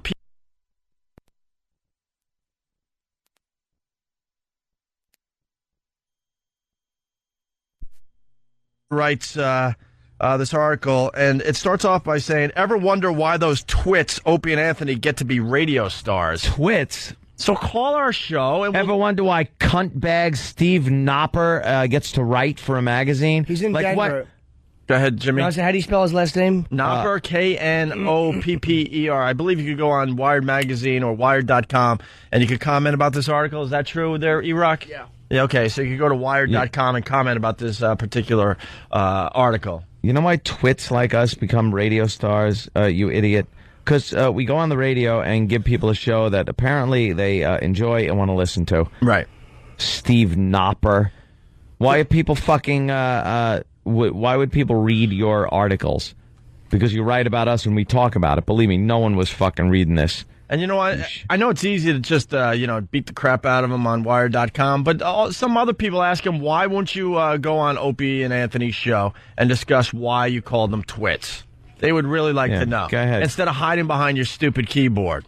He covers the music business for Rolling Stone. Of course he does. Of course he does. Now it makes sense. Yeah, he's one of those too hip for the room. Yep. Wannabe little cunts. Right. He looks like a little mama's boy. Wanted to be a rock star. Or a radio guy. He wanted to be something. But what he is, look at the fucking Elliot Gould smile on his stupid face. I have no respect for journalists that won't come on our show after they write something, about us. If you were brave enough to do it with a typewriter, with your laptop, you should be brave enough to call our radio show. I like to give him the speech Elliot Gould got in American History X. Steve Knopper. Yeah. Oh, what a jerk off he looks like. Hold on a second. Who's this? Justine. Justine who? Jolie. Hey, Justine Jolie, what's going on? You were supposed to call 2 hours ago. Yeah, well, I called in now. Actually, over 2 hours. Wait a minute. I've been on the phone with you for 40 minutes. No, you haven't. Yeah, I have. No. This is the first time we're talking to you. How are you? Did you, did the other Come show? on, guys. There's I called in at 9:02. There's two shows going on here, the XM one and the one for the FM station. You sure you didn't call them? Because they fuck around like that sometimes and take our calls. So you might have been talking. You might have been talking to them. They might have been screwing with you. Except for I just totally railed E-Rock. E-Rock's not even in today. No. Dude, don't even play. E-Rock was in. I know. No shit. No. What? I heard his voice, and I was railing him, telling him he should go back on his diet. I really don't know what that's all about. But, Justine, we wanted you to call in today because E-Rock last week did, slap you in the asshole. Yeah, well, slap my ass. Almost Yeah. gave me a bruise where I couldn't work. Right, so we want an update. How's your ass doing after E-Rock slapped you so hard last week? Fine. Absolutely fine. I went to a masseuse and made sure that they, rubbed the arnica in pretty deep. Oh. Wait, why would you go to a masseuse? Because you're... So, Steve Knopper. Oh, what is that? Huh? It's, good call. I think Ope said it. Well, the wannabe jerk off with the fucking lipless smile is a wannabe rocker. And, and there's pictures of him in a band. Go up a little higher, please. The name of it is called, how high, buddy? It's called An Evening of Blurt in Chicago, and it was The Empty Bottle, and back in 2000. Yeah, he's raising money for Cabrini Green tutoring program, the Lester Bangs Memorial Tribute Band, and I'd love to get audio on these fucking dickbags. He plays the synthesizer or piano. Oh, of course he does. He's just a nerd. Huh. Well, ew. What an asshole. Wannabe failure. Yeah, he wanted You're to be a rock fucking guy. failure, dickbag. Just a jerk off and you for can't rights. stand anybody that's been a success in whatever they do because you're a fucking failure. You write for a bunch of magazines. Great. You write little blurbs in a bunch of magazines. Can't hold down one fucking magazine. No magazine said, wow, you're good, we want you. Oh, my God. And he's married, no offense, he's married to E-Rock. With a wig. With a fucking mullet Wow. wig. He looks like Eric with a mullet wig. E-Rock with a spinal tap wig. No offense, Eric. None taken. Too bad E-Rock's not here today. Hello, who's this? It's Justine. I keep getting cut off. Justine who? Oh, come on. Justine Jolie. Hey, I know Justine. I'm on your shit list. I'm sorry. What are you talking about? No. We feel bad with what happened last week with E-Rock. He slapped your asshole really hard. And you were supposed to call about 2.5 hours ago now. Well, dude, I called ages ago. I called at 9. Well, you couldn't have called at 9 because that's in between radio shows. I know. You guys were on. We have like a 10 or 15 minute break. I know. And I waited on the phone for 10 minutes until you came back. So, Justine, E-Rock, what? Slapped you really hard in your asshole last week, and we just want to know how your ass is doing today. So, can we read this article from Steve Knopper? He writes, ever wonder why those twits, Opie and Anthony, get to be radio stars? Blame Arbitron. And perhaps yourself, he writes. I guess he wasn't down in Washington to see how big this show has gotten. Since the 1960s, the Survey Research Company has paid listeners to keep a handwritten log of every station they tune into. Arbitron crunches the numbers, releases the ratings, and presto, doofus shock jocks stay on the air. So he has a problem with shock jocks in general. Doofus. But we're more than shock jocks. Doofus. It's so typical of a fucking guy that writes for Rolling Stone or one of those magazines to be like one of these just elitist little cunts who's writing about a show that he's in Denver. He probably he's never heard, or he's heard very briefly. We're not on in Denver, and I doubt he has certain news about us. Yeah, he's one of these little snotty wants to be seen as this like really hip genius type of guy, jerk off. There you go. And he writes, now with the introduction of its portable people meter, the company is on the verge of a radical leap into the present. The BlackBerry-sized gadget clips the listener's clothing, eliminating the log. Participating broadcasts are encoded with the inaudible ID code, which is picked up by a sensor in the device. Whether you're bopping to Kylie Minogue in your car or swaying to Air Supply in the produce aisle, he just used the worst two examples ever. He's either trying to be clever or funny. He's doing one of the two. It's not even honest writing. He's trying to be clever or funny. Your only job is to carry it, says Arbitron's Tom McCarthy, and we know when you do. After 5 years of testing, the system was rolled out in New York and Houston. It was not rolled out in New York and Houston, you dope. It was rolled out in Philly, and I'm not sure about Houston, but definitely not New York. Jackass. I think New York, it rolls out in the fall. Or like October, October is the fall, of course. It'll go nationwide by 2010. Eventually, Arbitron will have 70,000 of these deployed, all but banishing survey bias from the ratings. All this is good news for Aerosmith fans. Rock stations have been losing ground to hip-hop, Spanish, and talk, but they score high on the people meter. Unfortunately, that also means Opie and Anthony, whose main outlet is New York's K-Rock. Unfortunately, that means they may be with us a little longer. Oh,